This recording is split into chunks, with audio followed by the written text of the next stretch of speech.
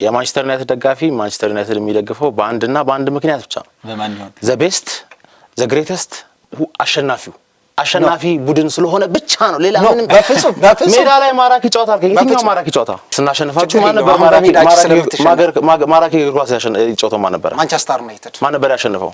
አርሰናል። እንዴት? እዚህ ጋር እንግባባ።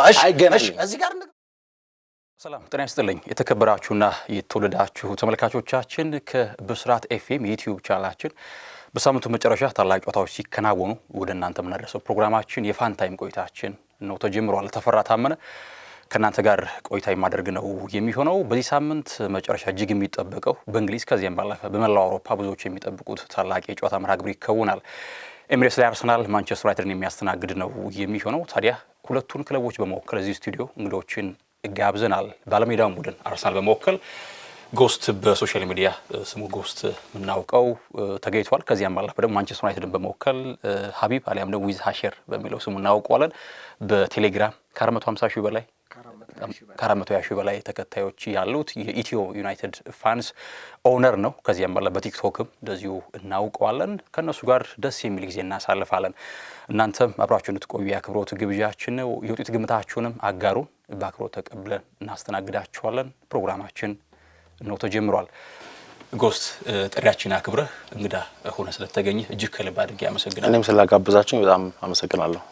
መልካም ሀቢቤ፣ እንዲሁ ዩናይትድን በመወከል ስቱዲዮአችን ተገኝተህ ከኛ ጋር ደስ የሚል ጊዜ ለማሳለፍ ፈቃደኛ ስለሆንክ ከልብ አመሰግናለሁ። እኔም በጣም አመሰግናለሁ። ቆይታችን ተጀምሯል። ጥያቄዎች አሉን። ስለ እግር ኳስ እናወራለን፣ ስለ እግር ኳስ እንጨዋወታለን፣ ሀሳቦች እናነሳለን። እናንተም ደግሞ የቆይታችን ተካፋይ ናችሁ። ኮሜንት ሴክሽን ላይ ሀሳባችሁን በማጋራት አብራችሁን ልትቆዩ የአክብሮት ግብዣችን ነው። እግር ኳስ እንግዲህ ለየት ያለ በተለይ በብዙዎች ልቦና ዘንድ ገና ከልጅነት እድሜ ጀምሮ የሚቀመጥ ትልቅ ጥበብ ነው። ታዲያንን ጥበብ በብዙ መንገድ እግር ኳስ ይወደዳል። የዕለቱ እንግዶቻችንስ እግር ኳስ እንዴት ወደዱ? በምን መንገድስ ወደ እግር ኳስ የማድነቅ የመውደድ ህይወት ገቡ የሚለውን እናነሳለን። ቅድሚያ ግን እግር ኳስን ስናነሳ የልጅነት እድሜ መነሻ ነውና ወደ ልጅነት ልመልሳችሁ ጎስትና እግር ኳስ እንዴት ነበር የልጅነት ህይወትና እግር ኳስን እስኪ በመጫወት ሊሆን ይችላል፣ በሰፈር በትምህርት ቤት እስኪ እሱን ትንሽ ከታሪክ አዙሪት መለስ እንበል። ያው እኔ እንደማንኛውም ህፃን ልጅ እያለሁ ኳስ በጣም መጫወትም ወድ ነበር፣ ማየት ብቻ ሳይሆን መጫወትም ወድ ነበረ። ያው ህልም ይኖርሃል፣ ተጫዋች መሆን እፈልጋለሁ ምናምን የሚለው ነገር ምናምን ከዛ ላይ ወደ ቶሎ የሆነ የምትሄድበትም የሆነ መስመርም ራሱ ክሊር የሆነ መከተል ያለበት መስመር ራሱ ስለሌለ ልክ እንዳብዛኛው ልጅ ትተዋዋለህ። የሆነ አደኩል ብለህ ነው እንደውም ራሱ አሁን ድሮ ነበር እሱም አሁንም አድጌያለሁ ምናምን ነው የምትለውና እንደዛ ነው የመጫወት እንትኑ ማን ነው የማየቱ ግን ከ10 11 ጀምሮ ሲሪየስ ደጋፊ ነበር። ከ10 ከ11 ዓመት ጀምሮ ስለዚህ ኦልሞስት በጣም ረጅም ጊዜ ማለት ነው። መልካም ሀቢ፣ ወደ አንተ ልመለስና እግር ኳስን እንደው በልጅነት እድሜ ከመጫወት እንግዲህ ኳስን ከማከባለል ጀምሮ ከዚያም ባለፈ እግር ኳስስ ማየት ከጀመርክ ምን ያክል ዓመታቶች ተቆጠሩ? እግር ኳስን ጎስት እንደተናገረው ያ ሁሉም ኢትዮጵያ ላይ ተመሳሳይ ነው ብዬ አስባለሁ። ያው ሰፈር ላይ እንጫወታለን። ከዚህ ባለፈ ደግሞ ትምህርት ቤት ላይ ጨዋታዎችን እንጫወት ነበር። በፊት ላይ ከአንድ ትምህርት ቤት ወደ አንድ ትምህርት ቤት ጋር ግጥሚያዎች እንደዛ ላይ እንሳተፍ ነበር፣ እንጫወት ነበር። ያው እግር ኳስ ስትወድ ግዴታ ፉትቦል ደግሞ ማየት ትጀምራለህ። በዚህ አጋጣሚ ማየት ምናምን ጀመር። አይ ቲንክ ከ14 ዓመት በኋላ ያሉትን በደንብ የማስታውሳቸው በትክክል በቃ አእምሮዬ ላይ ያለው ከ14 ዓመት በኋላ ያሉትን ከ14 ዓመት ጀምሮ ያለውን በደንብ አስታውሰዋለሁ። መልካም ጎስት፣ ወደ አንተ ልመለስ። እግር ኳስን በሰፈር ውስጥ መጫወት ተጀመረ። ከዚያም በትምህርት ቤትም እንዳልከው እግር ኳስ እድሜ እያደግ ሲመጣ በሀገራችን ያለ እግር ኳስ እድገትም ምናልባት መገደብ እግር ኳስን እንደ ህልም በርቀት እንዳትመለከት ሊያደርግ ይችላል። ወደ አርሰናል ልመለስ። አሁን ላይ አርሰናልን በመደገፍ በሀገራችን በስፋት አርሰናልን በመደገፍ ሶሻል ሚዲያ ላይ ነጥረው ከወጡ ቲክቶከሮች መካከል አንደኛው ነውና በአርሰናልን በምን አጋጣሚ ነበር መደገፍ የጀመርከው? እስኪ አስታውሰኝ። ያው ብዙ ጊዜ አንድ ክለብ መደገፍ ስትጀምር መለስ ብለህ ስታየው የመረጥክበት ይሄ ነው ክለቤ በላይ መረጥክበት ቀንና ጨዋታ ሊኖር ይችላል። ግን ከዛ በፊትም የሆነ ንክኪዎች መነካካቶች ምናምን ይኖራሉና ኢንቪንሲብሉ ሲዝን ነበረ። ግን ራሴን ደጋፊ ነኝ አልለውም ነበር። ጀስት የሆነ ስለ ኳስ ስለ ክለብ ፉትቦል የሀገር ፉትቦል ነበረ በደንብ የሚገባኝ። የሀገር ፉትቦል ማለት ያው ትምህርት ቤትም ያስተምሩሃል። ሀገር ብራዚል ምናምን ታውቃቸዋለህ ሀገሮች እነዚህ ሀገሮች ሲጫወቱና ኢትዮጵያም ትጫወታለች ምናምን አይነት ነገር ነው። የክለብ እግር ኳስ ትርጉሙ ግን ትንሽ እስኪገባህ ድረስ ጊዜ ይፈጅ ነበርና እግር ኳስ ማየት የጀመርኩት 2002 ዓለም ዋንጫ ላይ 2002 ዓለም ዋንጫ ብራዚል የበላችበት ማለት ነው። ብራዚል ከጀርመን 2-0 አሸንፋ እና ከዛ በኋላ የሆነ ጋፕ ነገር አለ ትንሽ። ምክንያቱም ዓለም ዋንጫ በየ4 አመቱ ነው የሚደረገው ምናምን ብለው ይነግሩሃል አይደለ? ከዛ 2004 2005 ፕሪሚየር ሊግ ምን እንደሆነ ምናምን እያወኩ መጣሁ ምናምን። የፋዘር ከዝን እኛ ቤት ነበር የሚኖረው የማንቸስተር ዩናይትድ ደጋፊ ነበረ እና በጣም ኳስ እንደ ሲሪየስ ሆኖ ነበር ኳስ የሚያየው በፍቅር ማለት ነው። እና ቤት መጥቶ ስለ ኳስ ብቻ ነው የሚያወራው። እኔ ባይገባኝም ስለ ኳስ ብቻ ነው የሚያወራው። ከዛ እየሳበኝ መጣ። ግን እሱ የሚደግፈው ክለብ አልሳበኝ። ምናልባት ከሱ ተቃራኒ ለመሆን በማሰቦች ደግሞ አይደለም በቃ ጀስት ባይ ዘ ዌይ አሁንም ድረስ ማለት ነው የማንቸስተር ዩናይትድ ደጋፊዎችን ለራሳቸው ባላቸው ክለብ አመለካከት ጀጅ አድርጌያቸው አላውቅም። ምክንያቱም የሆነ ተመሳሳይ ነው የሚያየውት ነገር ስለሆነ እንደውም ይመቸኛል። ለራስ ክለብ ያለ ጥልቅ ፍቅር ምናምን ሪስፔክት ምናምን ሳይ ደስ ይለኛል። እንደውም ለሌላው ክለብ ባላቸው አመለካከት ነው ከኔ ጋር ብዙ ጊዜ ጸብ ውስጥ የምንገባው። ግን የዛኔ ግን እንደነገርኩህ የፋዘር ከዘን ያን ያህል እንትን አልነበረም። የሆነ ራይቭል አለ ጠላቶች ነው ምናምን ነገር ያው ጠላት ቡድኑ አርሰናል እንደሆነ ምናምን ነገር ገባኝ። ግን ይጠላዋል አይነት ነገር ሳይሆን ራይቭል አድርጎ ማለት ነው። ከዛ አርሰናል እየተመቸኝ መጣ። 2005-6 ሲዝን ቻምፒየንስ ሊግ ሲዝን ላይ የዛኔ ነው የአርሰናል ደጋፊ እንደሆንኩ ያወቅኩት። በቃ ላይክ በእርግጠኝነት የአርሰናል ደጋፊ ነኝ ያስባለኝ የዛኔ ነው። ታያለህ፣ ትከታተላለህ፣ ግን የጠለቀ ፍቅር ውስጥ አልገባህም ነበር። ከዛ ጀምሮ ጨዋታ አምልጦኝ አያውቅም። መልካም ሀቢብ፣ ወደ አንተ ልመለስ። በምን አጋጣሚ ነበር ማንቸስተር ዩናይትድ ደጋፊ ክለቡን ወደ መደገፍ ልብህ ተሳበ? ያው የሁላችንም ጅማሬ ዓለም ዋንጫ አውሮፓ ዋንጫ እንደዛ ነው። የሁላችንም ጅማሬ ብዙ ጊዜ ያው የቲቪ ሽፋን ስለሚሰጠው ስለነበረ ህፃንም ስለሆነ እንደዚህ ዲኤስቲቪ ማግኘት አንችልም። በጣም አስቸጋሪ ዲኤስቲቪ ቤት ውስን ነው። ከዛ ደግሞ ህፃን ስኮን ሰው ይዞ መሄድ አለበት። ክፍለ ሀገር ላይ ደግሞ ተወልደ ስታደግ ኳስ እንደ ዱርዬ የሚታይበት ነገርና ቤተሰቦች አይረዱትም። ኳስ ምናምን ስትል ትምህርትህን እንድትዘናጋ ነው፣ ትምህርት ላይ ትሰንፋለህ ምናምን ለመፍቀድ ፈቃደኛ አይደሉም። ሰው ሲጀምር ግዴታ ወይ ዓለም ዋንጫ ወይ አውሮፓ ዋንጫን መሆን አለበት እና ዓለም ዋንጫን ያው ማየት የጀመርኩ ከ2006 በኋላ ነው። በደንብ ግን የማስታውሰው ከ2008 ያሉ በኋላ አውሮፓ ዋንጫ፣ ከዛ በኋላ 2010 ዓለም ዋንጫ 2006 አይቼዋለሁ። ግን ማለት በደንብ አእምሮዬ ውስጥ ከዛ በደንብ እየተገለጠ ያው ሂደት ይፈልግ የለ። ምክንያቱም ፕሪሚየር ሊግ፣ ላሊጋ፣ ቡንደስሊጋ ምንድነው ብትባል መልስ የለህም፣ አታውቀውም።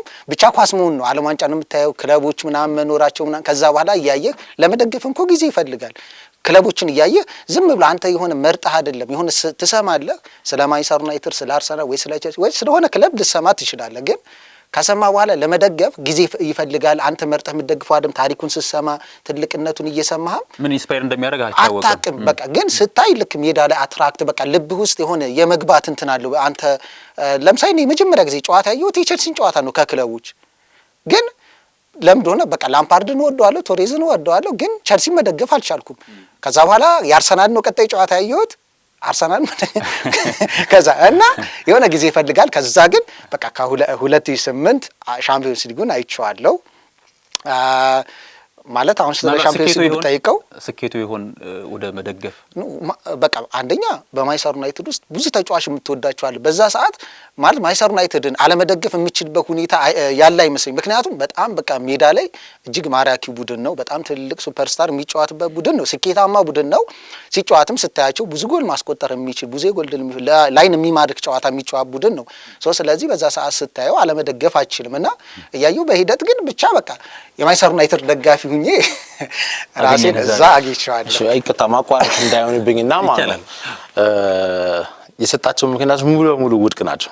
የማንቸስተር ዩናይትድ ደጋፊ ማንቸስተር ዩናይትድ የሚደግፈው በአንድ ምክንያት ብቻ ነው። በማን ይሆን? ዘ ቤስት ዘ ግሬተስት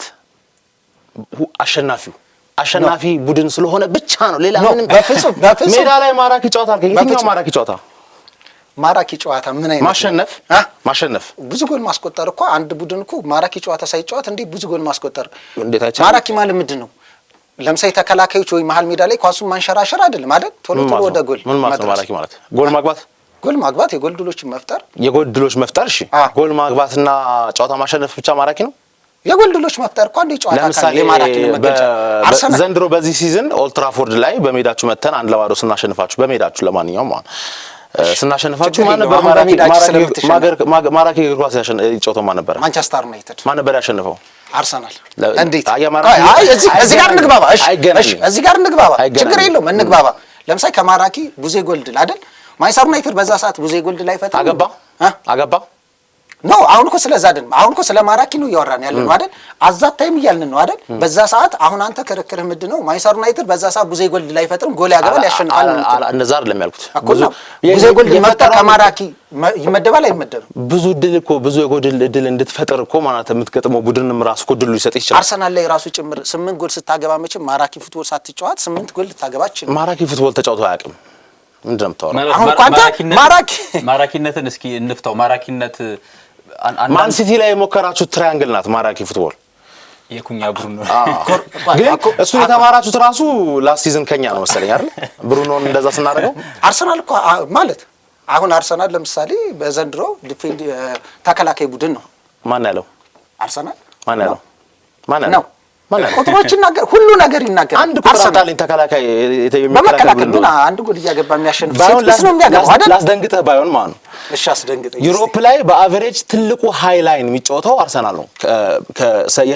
የሰሊባና ጋብሪኤል ሂትማፕ ብታየው መሀል ሜዳ ላይ ያለው። ይሄ ማለት ደግሞ አፍኜ እየገረፍኩ ነው ማለት ነው። እንዴት አንድ ጎል ግን የምታስቆጥረው? ምን የሚያስፈልገኝ አንድ ጎል አላ ቆይ አሁን ተስማ ባይዘይ ባርሰሎናም ሃይ ላይን ይጫወታል። ግን በሃይላይኑ ዋጋ ሲከፍልበት ታያለህ። ባርሴሎና የሚገርም ባርሴሎና አርሰናል እያወዳደርክ ነው እንዴ?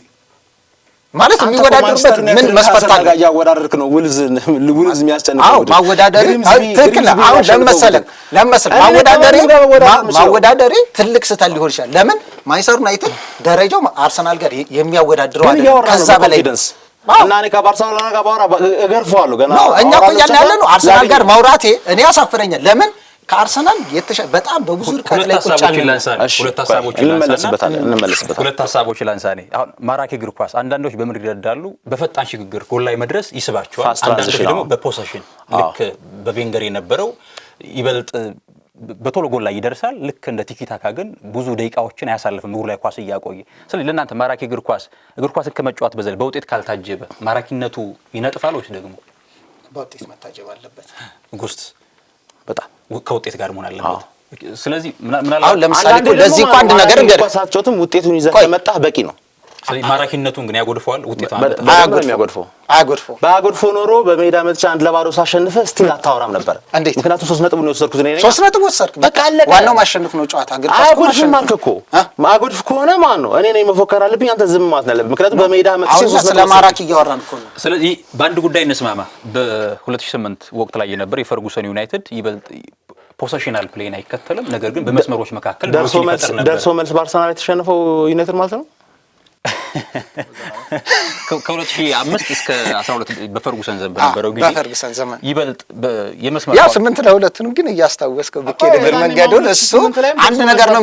አሁን አርሰናል ስላሸነፈ እንኳን አይደለም። አሁን አርሰናልና ማንቸስተር ዩናይትድ እኔ ስናወራ አንዳንዴ በጣም የሚገርመኝ ነገር አለ ማለት ኮንፊውዝድ የሚያደርግ ነገር አለ። በጣም ግራ የሚያጋባ እኔ አርሰናል ደጋፊዎች አንዳንዴ በጣም ለመረዳት ትቸገራለህ። ምክንያቱም አሁን ኮንፊደንስ ኖሮ ጎስትም አሁን እኛን ቻሌንጅ እያደረገን ነው እና ማንም የሚደግፈው አርሰናል ስለ አርሰናል ግን ስኬቶች መጥራት አይችልም። አርሰናል በቃ አርሰናል የደጋፊዎች አንዳንዴ ሚዲያ ላይ ስታይና የአርሰናል መሬት ላይ ያለው ሪያሊቲ ግን ፈጽሞ የሚገናኝ አይደለም። ምክንያቱም ሚዲያ ላይ ስታያቸው በቃ አርሰናል የሆነ የሚደግፉ ቡድን የሆነ ሌላ ፕላኔት ያለ ይመስላል። ዓለም ላይ አንድ ቡድን የሚያሸንፈው ቡድን ጥራ፣ ይበልጠው ቡድን ይኸውልህ ምንድነው ሪያል እኔ እኮ መሬት ላይና እዛ ሜዳ ላይ የምናየው አንድ አይነት ነው። ያንተ ግን ሜዳ ላይ በግሪምዝቢ ከቶርናመንት የወጣ ቡድን ሲዝን ነው የምትለው እኮ ስለዚህ ሲዝን ነው የምትለው ብለህ እያወራ ነው። ስለዚህ ሲታሸንፍ አስረዳኝ እስቲ። ቆይ ስለዚህ ሲዝን ነው የምናወራው። አሁን አንተ ይሄንን ሲዝን ነው አሁን ትመጣና እዚህ ጋር መሰለኝ ብስራት ኤፍኤም ላይ ማሊያ ለብሰን የጠራ ነው እኮ የነገውን ጨዋታ ከቨር እንድናደርግ ነው። አይ አሁን የጀመረው መተዝም ታሪክ ትምህርት ልሰጠን የፈለከው ስለ ሁሉም ነገር ስለ ክለቦቻችን ማውራት አሁን ስለ ክለቦቻችን እያወራን ነው አይደል? ስለ ክለቦቻችን ደግሞ ወደ ጥያቄዎቻችን እንመለስ። ሀሳባችሁ በጣም የምታነሱት ሀሳብ በጣም አስደሳች ነው። ጎስ ወደ አንተ ልመለስ። በአርሰናል በየትኛውም ውድድር እጅግ የተደሰትክበት አጋጣሚ ከዚያም ባለፈ የተከፋህበት አስታውሰን። የተደሰትኩበት በየትኛውም ውድድር ላይ ያው ኢንተርናውን ከ3 ቀን በፊት ሄደን በሜዳው ደገም ነው እንጂ የዛኔ 5-1 ስናሸንፈው 2006 አይ ቲንክ 6 አካባቢ ምናምን በጣም ደስ ብሎናል ሚል ሞመንት ነበር። ኤሲ ሚላንንም እዛው ምናምን የመጀመሪያው እንግሊዝ ክለብ ነው ባይዘ ሳንሲሮ ላይ ሄደው እነሱን ጁቬንቱስን ኤሲ ሚላንም ኢንተር ሚላንም ማድሪድም እንደዚሁ ኤግዛክትሊ እሱንም ደገም ነው። ስለዚህ ያ በደንብ እነዚህ የሚያስደስቱ ሞመንቶች ናቸው። ያው ሰሞኑ ከጭንቅላቴ ያው አንዴ ትዝ አለኝና ካፌ ላይ ወጣና ከጭንቅላቴ ሊወጣ አልቻለም እንጂ ከኒውካስል ጋር 4-0 የወጣነበት ውጤት በጣም ያናዳል። በጣም ያናዳል። ሴክሲዮቲ መጨረሻ ደቂቃ ነፍሲ ማሮ ሰሞኑ አረፈ ምናምን የተባለ ነው። ልክ ነው። ሀቢ ወደ አንተ ልመለስ። በማንቸስተር ዩናይትድ እግር ኳስ ታሪክ እግር ኳስም መከታተል ከጀመርክ ጀምሮ የተደሰትክበት እንዲሁ የተከፋበት አጋጣሚ በየትኛውም ውድድር ላይ ሊሆን ይችላል። ያው ማንቸስተር ዩናይትድ ስትደግፍ ብዙ የምትደሰትበት ሞመንቶች አሉ። ከነዛ መካከል አንድ መጥራት ከባድም ቢሆን ግን ያው በጣም ባለብዙ ታሪክ ክለብ ነው። በጣም አሸናፊ ክለብ ከመሆኑ አንፃር ብዙ ጨዋታዎችን ታሪክ ሰርቷልና ግን በጣም በቃ እንትን የሚለው ፓሪስ ሰንት ጀርመን ከሜዳችን ውጭ ኦሊ ጉናር ሶልሻየር ፓሪስ ድረስ ሂደን ካምባክ አድርገን ያለፍንበት ምክንያቱም በሜዳ 2-0 ተሸንፎ በአውሮፓ መድረክ ከሜዳ ውጭ ካምባክ አድርጎ ያለፈ ቡድን የለም ነበር በአውሮፓ መድረክ። ይሄ የማንቸስተር ዩናይትድ የመጀመሪያው ክለብ ነውና ያንን ታሪክ የሰራበት ማለት ይሄ ኖርማል ሊሆን ይችላል 2-0 ካምባክ ማድረግ። ግን የነበረው የዛን ሰዓት ተጫዋቾች ካስታወስክ ሁሉም ተጫዋቾች ተጎድተው ወጣት ነበር እነ ቾንግ ምናምን የነበሩበት ቡድን ነውና ልክ ያንን ታሪክ ሰርቶ ያለፈበት ሞመንት በጣም እጅግ በጣም አስደናቂ ነው። ግን ቅድም በአውሮፓ መድረክ እንደዚህ በሜዳው ተሸንፎ ምናምን አይ ቲንክ 2009 ምናምን ነው ማየት የጀመርኩት ምናምን ያልሽው አይደል? 2008 አሁን እኔ የጠራሁት ድል ኢንተር ሚላን አርሰናልን በሜዳው 3-0 አሸንፎት አዌ ሄዶ አርሰናል 5-1 አሸንፎት ነው የጣለው። ስለዚህ በአውሮፓ መድረክ የመጀመሪያ ምናምን ብሎ ማን እንደሰከሰ ራሱ አላውቅም። ምክንያቱም እዚህ ጋር ነገርኩ የኔ ድል 3-0 ነበር። አንተ 2-0 ነው ያልከው? 3-0 መጥቶ በሜዳችን አሸንፉን በሜዳው ሳንሲሮ ላይ ሄደን 5-1 በማሸነፍ ነበር ያለፍነው። ስለዚህ ሁለታችን ድል የሚያኮራ ነው በሚለው ኖ እዚህ ጋር በአውሮፓ መድረክ የመጀመሪያው ማለት ነው። መልካም እሺ። የተከፋበት እንጂ የተከፋውበት ሊቨርፑል 7-0 ያለቀ እሱ ጨዋታ በጣም ለሰባሪ ነበር። በጣም እኔ ከዛ በፊት ያው ኤቨርተን ጋር 4-0 የወጣንበት ጨዋታ ዋንጫ ያጣንበት ማንቸስተር ሲቲ ዋንጫ እኩል ነጥብ ሆነን ምክንያቱም ያ ጨዋታ በቃ ገለኑ። ኤቨርተን ከኋላ ተነስቶ 4-2 4-3 እየመራ ነው 4-1 ነው አይደል 2012 ላይ ሲቲ ዋንጫ ሲበላ ያጣነው ያ በጣም ያ ሞመንት በጣም ያነዳል። ከዛ በኋላ ግን አስብ በሊቨርፑል 7-0 የሚያስከፋ ነው። ጎስት ወደ አንተ ልመለስ። ከማንቸስተር ዩናይትድ የቀድሞ ሊሆን ይችላል የቅርብ ጊዜ ተጫዋቾች የምትወደው እንዲሁም የምትጠላው ምናልባት የምትጠላው በጸባይ ሊሆን ይችላል በሜዳ ላይ እንቅስቃሴ ያ ስለ ምርጥ ተጫዋች ከሆንክ እኔ መጥላት ይከብደኛል። አቀለ መናገር ምርጥ ተጫዋች ከሆንክ የትም ቦታ ብትጮት መጥላት ይከብደኛል። በቃ ምርጥ ብቻ ሁን እንጂ ከዛ በኋላ ደግሞ የበለጠ ደግሞ እንደወደህ ደግሞ ሊያደርግ የሚችለው ምናልባት ፐርሰናሊቲ ያስፈልጋል። የሚስበኝ አይነት ፐርሰናሊቲ ሊኖር ይገባል። ከማንቸስተር ዩናይትድ ያው CR7 ነው ቤስት ፌቨራይት ፕሌየር ግን ማንቸስተር ዩናይትድ 4 አመት ብቻ ስለሆነ የጨቶ እሱን እንተውና ሞር ከዛ የበለጠ እድሜያቸው ለማንቸስተር ዩናይትድ የሰጡ ተጫዋቾች አሉ። ሰሞኑ ማይክሮፎን ከአፉ ያርቁበት እንጂ ፖል ስኮልስ በጣም ይመቸኝ ነበር። ግን ያው ማይክሮፎን ግን ዝም ብሎ ኳስ ይጫወት አናላይሲሱ እንግዲህ ኧረ እነዚህ ሰዎች በጣም ክለቡ ላይ እየተጫወቱበት ያሉ አንደኛ ሰዎች እነዚህ ሌጀንዶች ናቸው። ይበልጥ በሊቻ ጉዳይ ይሆን አንድ እሱም ራሱ የሌለ ነገር ስለህ የሚያወሩት ሮይ ኪንን ብትል ጋሪ ኔቭልን ብትል እሱም ብትል የሚያወሩት ነገር በጣም የሆነ ክለቡን እነሱ የሚያዩበት መንገድ አለ። ይሄ ጥሩ ነው እኮ ደጋፊዎችም ናቸው። ይሄም ጥሩ ነው።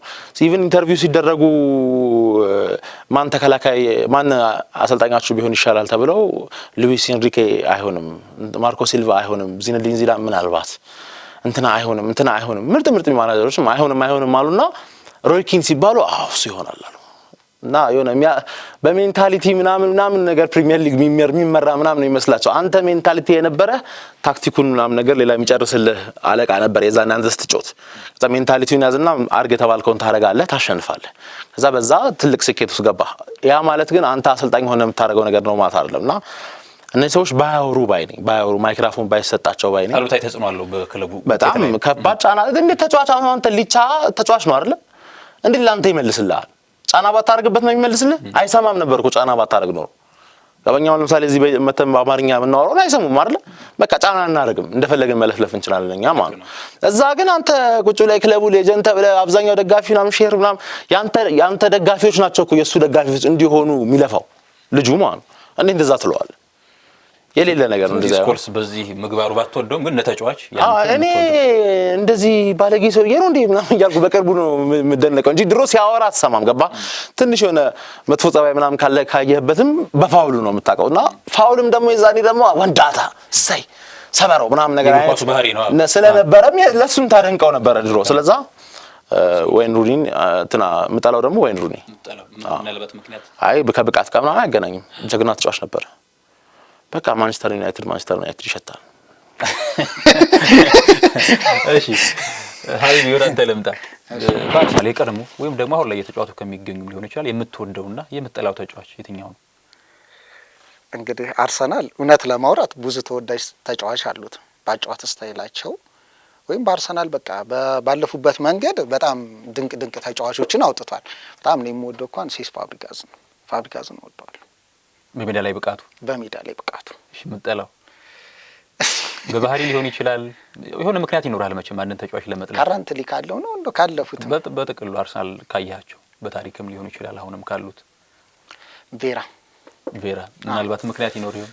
በጣም መስበር ነው ምናምን ይሄ እና ማንቸስተር ዩናይትድ ጋር ባለው አሁን እኮ ይሄ ብቃቱ ምናምን አይደለም እውነት ለማውራት ምክንያቱም ያው በብቃቱ እጅግ በጣም በአስደናቂነቱ እናቀው ተጫዋቹ ግን ማንቸስተርና አርሰናል በሚጫወቱ ሰዓት በቃ በሚያስነሳው አቧራ ምናምን ይሄ በወኔው ልክ ማንቸስተር ዩናይትድ ተጫዋቾች ጋር ባለው ነገር በዛ ነገር እሱን ቬራን እንለዋለን። እሺ ቆይታችን እንደቀጠለ ነው ተመልካቾቻችን። ፋንታይም ፕሮግራማችን ይቀጥላል። ተፈራ ታመነ ከናንተ ጋር ቆይታ ያደረኩኝ ይገኛለሁ። አርሰናልን በመወከል ጎስት አብሮን ከኛ ጋር ቆይታ ያደረገ ነው። በአንጻሩ ደግሞ የማንቸስተር ዩናይትድን በመወከል ሀቢብ አሊያም ደግሞ ዊዝ ሀሸር በሚለው ስሙ እናውቀዋለን። ደስ የሚል እያሳለፍን እንገኛለን። እናንተም ሀሳባችሁን አጋሩን። ዕለተ እሁድ የሚጠበቀው መርሃ ግብር ኤምሬትስ ላይ አርሰናል ከማንቸስተር ዩናይትድ ጨዋታቸውን ያደርጋሉ። የውጤት ግምታችሁን ሀሳባችሁን አጋሩን። በአክብሮት ተቀብለን እናስተናግዳችኋለን። ቆይታችን ይቀጥላል። ጎስት ወደ አንተ ተመለስኩኝ።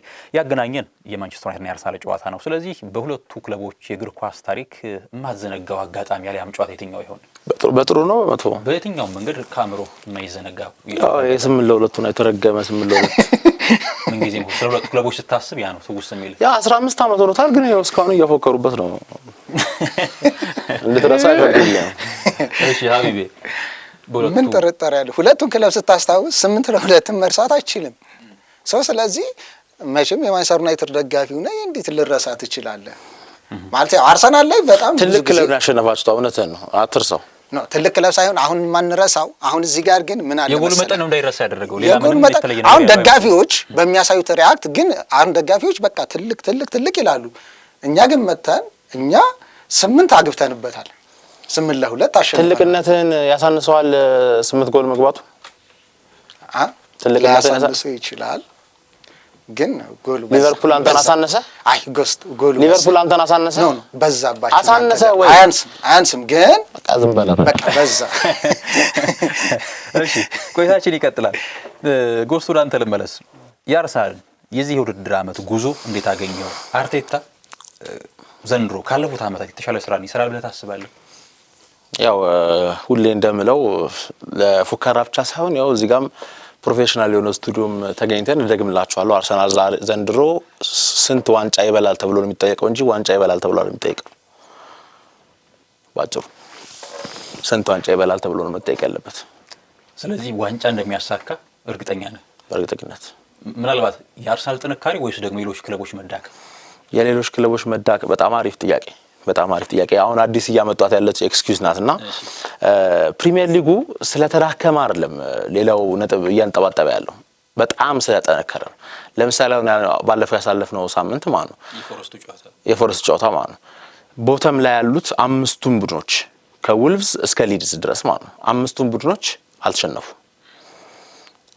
ውልቭስ ከኒውካስል ጋር አቻወጣ። ከኒውካስል ጋር ነው ከማጋ ነው ከኒውካስል ጋር መሰለኝ አንድ እኩል ነው የወጣው ከማጋ ነው። ውልቭስ አቻወጣ። በርንሌ ከሊቨርፑል ጋር አቻወጣ። ዌስትሃም ቶተናምን አሸነፈ። ኖቲንጋም ፎረስት ከአርሰናል ጋር አቻወጣ። እነዚህ ደግሞ በዚህ ቀላል ቡድኖችን አይደለም ነጥብ እያስጣሉ ያሉት። ሊድስ ደግሞ ፉላምን አሸነፈው እና ፕሪሚየር ሊጉ በጣም ጠንክሯል። ሌላ ደግሞ በጣም ምን ያህል እንደጠነከረ ማስረጃ ማለት ነው። ዘንድሮ ብቻ ሳይሆን አምናም የመጠናከር ሳይኖች እያሳየ ነበረ። አምና ብትል ሊጉ ላይ 17ኛና 15ኛ የጨረሱት ቡድኖች ናቸው ዩሮፓ ሊግ ፋይናል የተገናኙት። መንገዳቸው ላይ 4ኛ የጨረሰን 5ኛ የጨረሰን ሌሎች ሊጎች ላይ ያሉትን ቡድኖች እያሸነፉ ማለት ነው። 3ኛ የጨረሰን ምናምን እያሸነፉ ዘንድሮ ደግሞ በጣም እየተንኮታኮተ ነው ሊጉ ላይ የተባለው ሊቨርፑል ኦልሞስት ቶፕ 8ን ጋራንቲ እያደረገ ነው። ቻምፒየንስ ሊግ ስታር ቬሎሮም ሄዶ አሸንፏል ማለት ነው። 6 ቡድን ነው እንግሊዝን ወክሎ ቻምፒየንስ ሊግ ሄደው 6ቱም ቡድኖች 8 ውስጥ ያሉት አሁን እንዳለው ማለት አንድ ጨዋታ ይቀራል። አርሰናል ብቻ ነው ያረጋገጠው። ኦልሞስት ሁሉም 8 ውስጥ ከ8 ስፖቶች 6 ስፖቱ በሙሉ ከእንግሊዝ የሄዱት ኒውካስልም ጨምሮ ማለት ነው። ይሄ ደግሞ ምን ያህል ሊጉ እንደጠነከረ ነው እንጂ የሚያሳየው ሌላው መዳከም ምናምን አይደለም። እና ነጥብ የሚጥለው ሌላው በጣም ሊጉ ስለጠነከረ። መልካም ተጨማሪ ሐሳብ አለ እዚህ ጋር ግን ሐሳቤን ብሰጥ ደስ ይለኛል። ለምሳሌ አሁን ጎስት እያለ ያለው የተፎካካሪዎቹ መዳከም አይደለም፣ ያውም የበለጠ ጠንክረዋል። የሊጉ ክለቦች ጠንካራ ናቸው።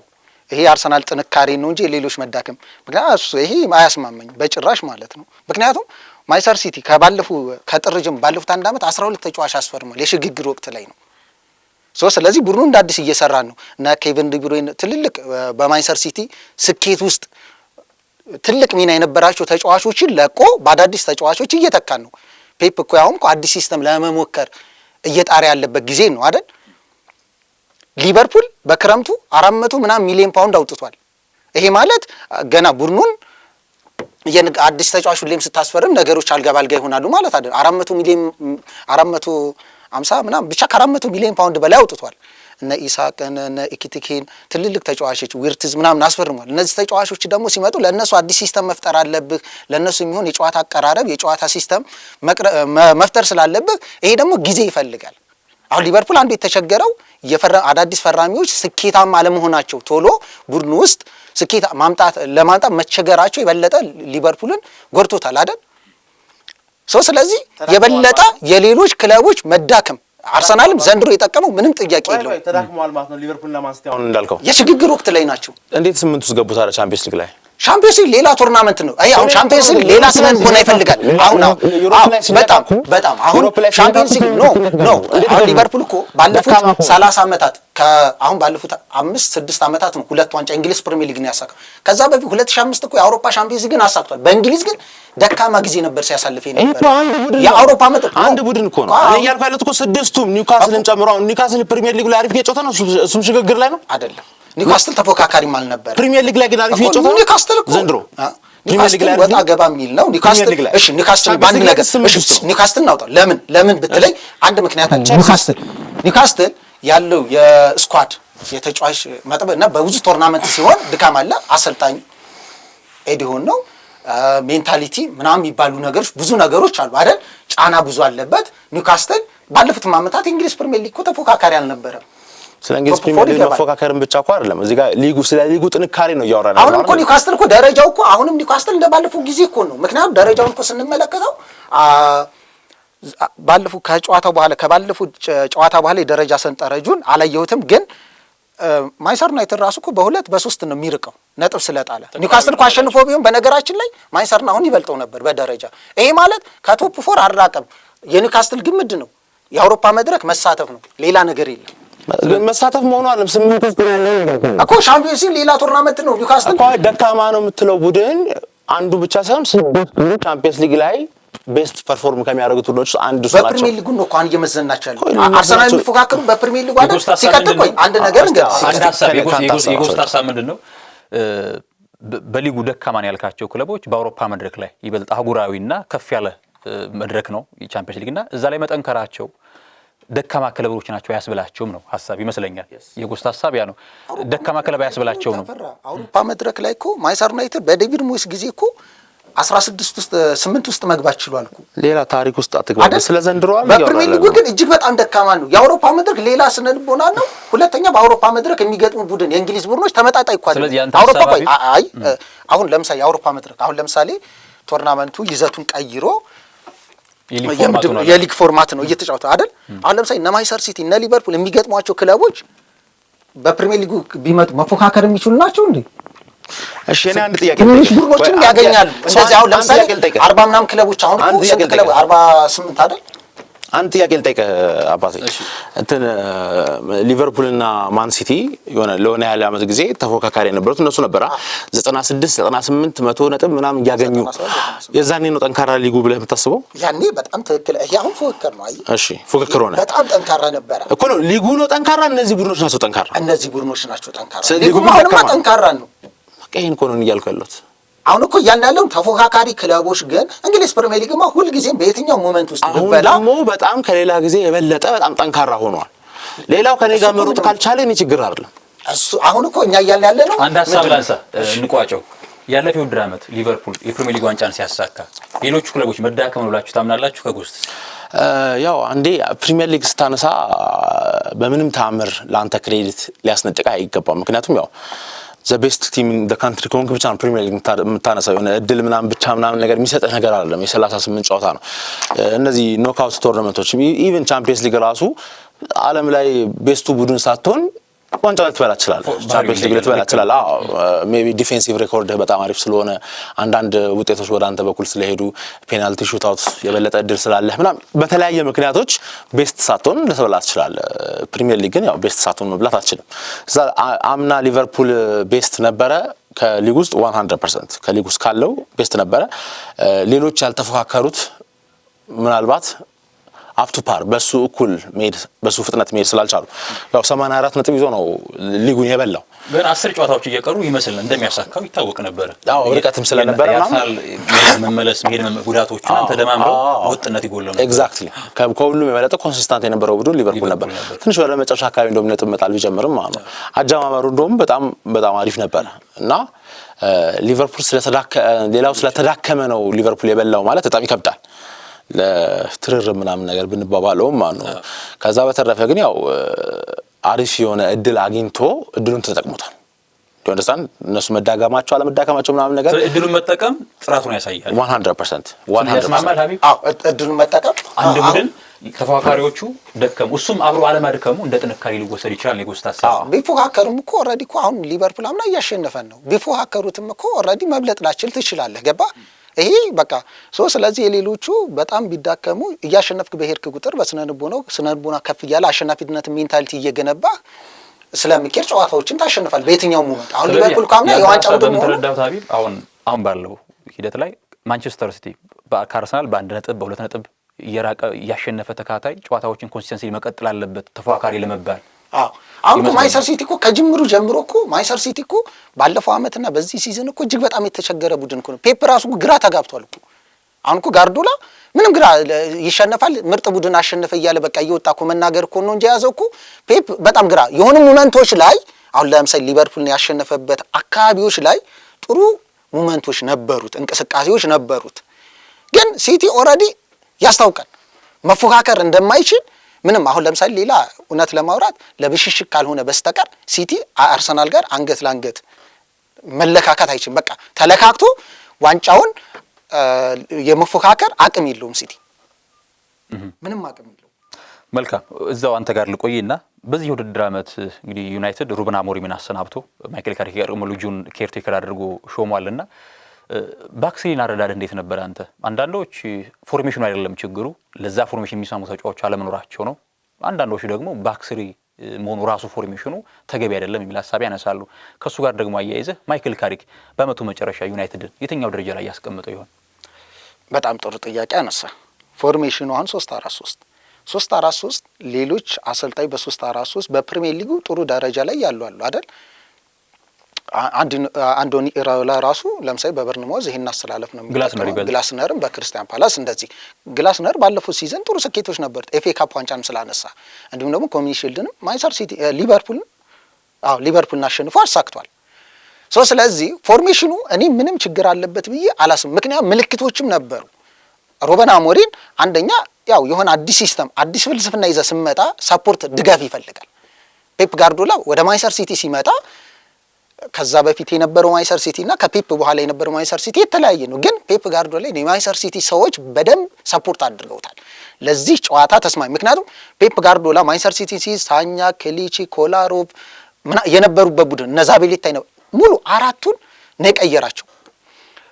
የመሀል ተከላካዮችን፣ የመሀል ተጫዋቾችን፣ አጥቂዎችን ቀይሮ ነው የመጡትም ተጫዋች ደግሞ ጥራታቸው ከፍ ያለ ተጫዋች ነበሩ። ስለዚህ ለዚህ ሲስተም በቂ ተጫዋቾች ይፈልጋል። ለዚህ ሲስተም ምቹ የሆነ ተጫዋቾችን ሰፖርት ማድረግ የማንቸስተር ዩናይትድ ሰዎች ፈቃደኛ አልነበሩ። የግዴታ ሰፖርት መጀመሪያ እኮ አንዳንዴ ማንቸስተር ዩናይትድ በጣም ዘርፈ ብዙ ችግር አለበት። ምክንያቱም የሆነ አሰልጣኝ ስካውት ስታደርግ ለዚህ አሰልጣኝ ቢያንስ ስንት ኢንቨስት ባደርግ ይሄ ቡድን ወደ ስኬት መምጣት ይችላል። ምክንያቱም ይሄ አሰልጣኝ 3-4-3 ነው ፎርሜሽኑ።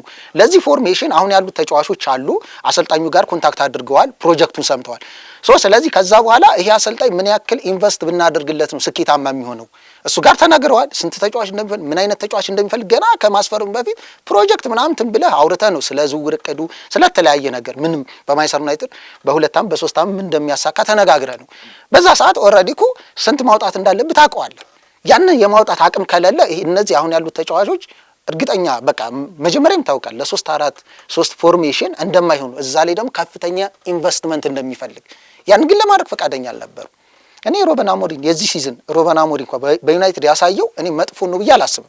ምልክቶች ነበሩ ማለት ለምሳሌ ደረጃ ውጤቱ ምናምን ካየ ነው ለማንቸስተር ዩናይትድ በፍጹም ይመጥን አይደለም። ማባረር ካለብን ባለፈው ሲዝን እኔ በታሪክ አንድ ትንሽ ቡድን ሊያሟላ የሚገቡትን ነገሮች እኮ አሟልቷል ባለፈው ሲዝን። እምነት ከሌላቸው አዲስ ለምሳሌ ሙቡሞን፣ ማቲያስ ኩኛ፣ ቤንጃሚን ሴስኮ ምናምን ለምን አስፈረሙለት? ይሄ አሰልጣኝ ዩናይትድን ከፍ ማድረግ አይችልም ብሎ እምነት ከነበራቸው ክረምት ላይ የአሰልጣኝ ቅያሬ ማድረግ ነበረባቸው። ምክንያቱም ባለፈው ሲዝን ያሳዩ የዩናይትድ በቃ በታሪኩ ትልቁ ክራይሲስ ነው። እዚህ ላይ አንድ ሀሳብ ላንሳ። ምናልባት ከሩበን አሞሪም ስንብት ጋር በተያያዘ የሩበን አሞሪም ስንብት ምናልባት ከዚህ ከሜዳ ውጭ ባለ ራሱ እንደ ሄድ ኮች አይደለሁም ማናጀር ብሎ ደጋግመው ጋዜጠኞች ሀሳብ ሲያነሱለት እዚህ ጋር ግጭት የተፈጠረው ምንድን ነው? ግጭቱ እኮ የተፈጠረው ምን ይመስላል? ግጭቱ በግጭት ነው። ግን ግጭት ውስጥ የገባው ለምንድን ነው? መጀመሪያ ተጫዋች እንዲያስፈርሙለት ምናምን የመጨረሻ እንትን ሲያጣ በቃ አመራር ጋር ነገሮች መካረር ጀመረ እንጂ መዋቅሩን ወደ ማፋለስ ነው። እሱ ወደ ማፋለስ ግን እሷ ያችን ወጥቶ ተናገረ፣ እነሱም አባረሩት። ምንድነው ብዙ ሰው የመባረሩ ምክንያት ይሄ ወጥቶ እኔ ሄድ ኮች አይደለሁም ማናጀር ነኝ ምናምን ብሎ መናገሩ ይሄ ነው ለስንብት የዳረገው ብሎ ሊያምኑ ይችላሉ። እኔ በዛ ላይ ምክንያቱም ጥር ላይ የተጫዋቾች ዝውውር ፕሮጀክት ሂደቶች ነበሩና በዚህ እንዲያስፈርሙለት ግፊት ሲያደርግ ነበረ። በዚህ መግባባት ውስጥ አልገቡም። ኢንቨስትመንት ለማድረግ ዝግጁ አልነበሩ። እነ ዊልኮክስ የሚያምኑት አሁን ያሉ ተጫዋቾች እኮ ምን አሉት? ብቁ ናቸው። ሁለት ደግሞ ምን አለ? አሁን ለምሳሌ ዊልኮክስ ካስታውስ አሁን እስከ ክረምት ድረስ ወደ 4 ተከላካዮች ተመለስ፣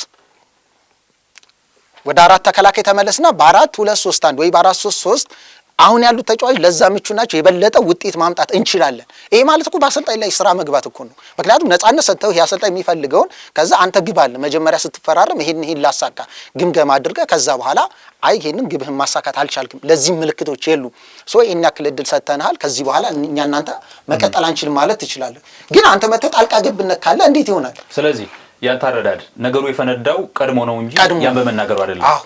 እኔ ጥያቄ አለኝ። አንድ ጥያቄ ማለት ነው እንትና አሞሪም ጠሽ አይደለም ብለህ ታስባለህ? ስለኔ የሆነ እያሻሻለ ነበር አምናለሁ። እሱ ሁለት ተጫዋች ራሱ አምጥተውለት አታከራው ሴስኮን አልጠይቃቸውም። እነሱን ያመጡለት በግድ ሌላ ችግር እምቦይሞና ኩኛን አመጡለት። አታኩ በጣም ጥርስ አወጣ ዘንድሮ።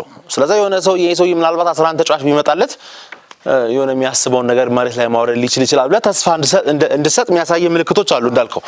ግን እኔ ደግሞ አንዳንዴ ደግሞ ጠሽ ነው ትንሽ ሰውየው ከሪያሊቲ ጋር አብሮ የሚሄድ ሰው አይደለም እንድትል ደግሞ የሚያደርግህ ደግሞ ሌላ ምክንያት ቢሰጥህ ማለት ነው። እምቦይሞና ኩኛን አስፈረም አይደል? በኩኛ ቦታ ላይ ብሩኖ መጫወት ይችላል። በእምቦይሞ ቦታ ላይ አማድ መጫወት ይችላል። ስለዚህ እነዚህ ተጫዋቾች ያሉት ተጫዋቾች እያሉ ማለት ነው እዚህ ጋርና እዚህ ጋር 2 10 ቁጥሮች ያስፈልጉኛል፣ በጣም ኢምፖርታንት ናቸው። አጥቂም ያስፈልገኛል። ኦልሬዲ 3 አጥቂ ምናምን ነበረ ሆይላንድን ልካችሁት ነው እንጂ 3 አጥቂ ምናምን ነበር ስኳድ ውስጥ አጥቂ ያስፈልገኛል አለ። ከዛ በኋላ 3 አታኪንግ ተጫዋቾች ከመጣለት በኋላ 2 6 ቁጥሮች ከሌሉ በጣም ዘንድሮ ራሱ እንቸገራለን አለ። ከ6 ቁጥሮቹ መጀመሪያ አይችልም ነበር።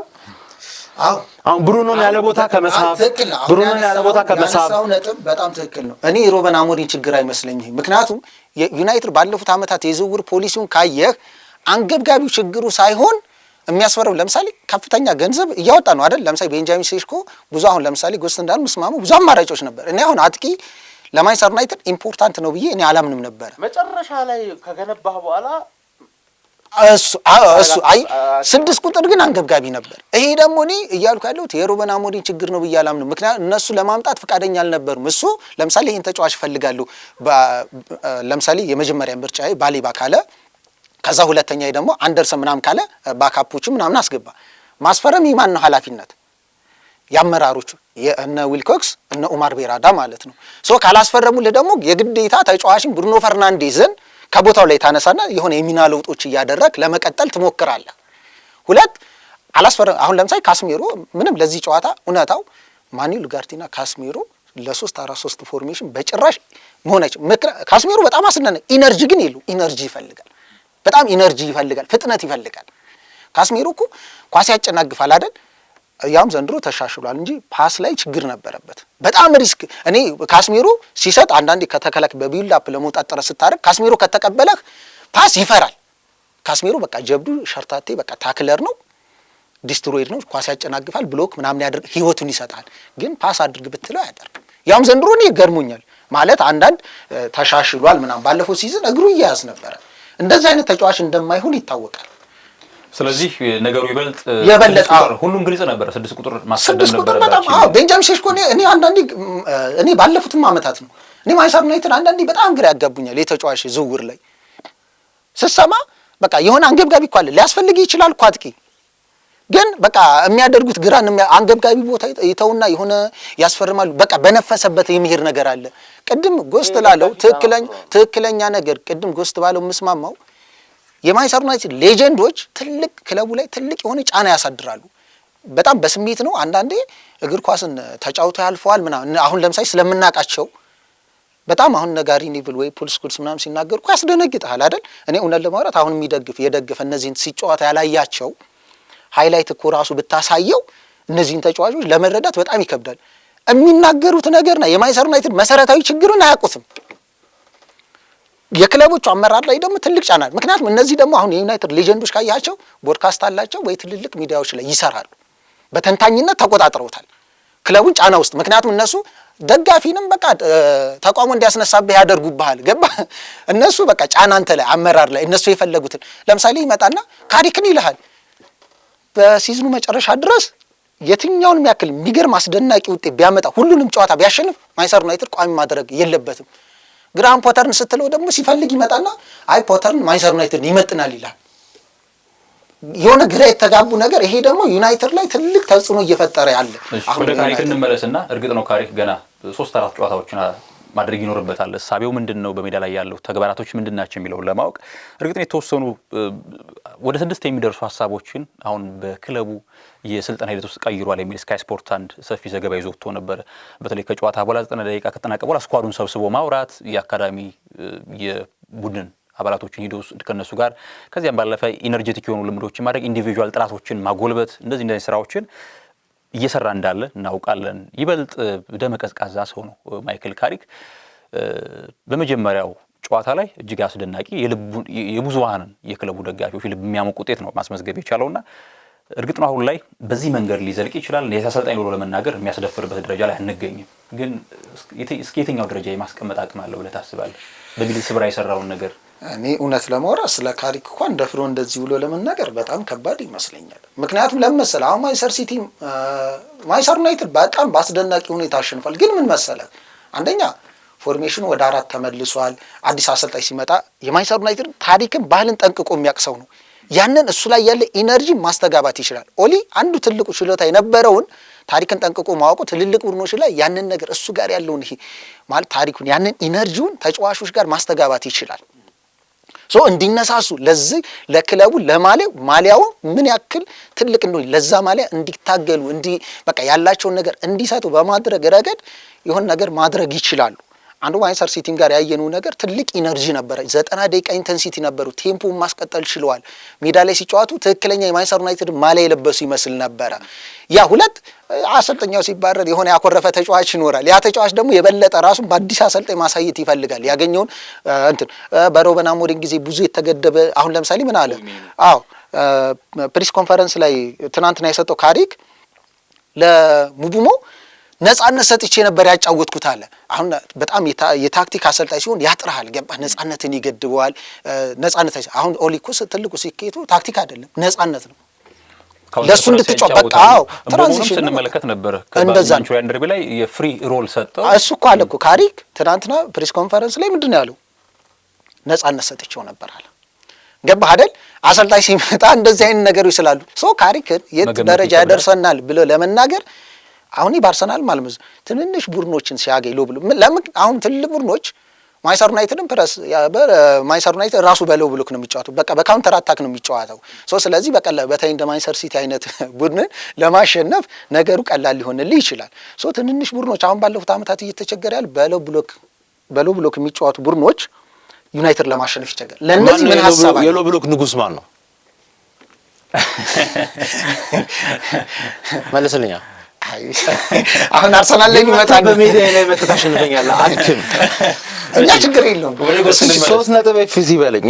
እሺ ወደ ጎል ስንመለስና ሚኬል አርቴታ እንግዲህ ባስኩሶ በጣም ጥልቅ ሐሳቢ ሰው ነው።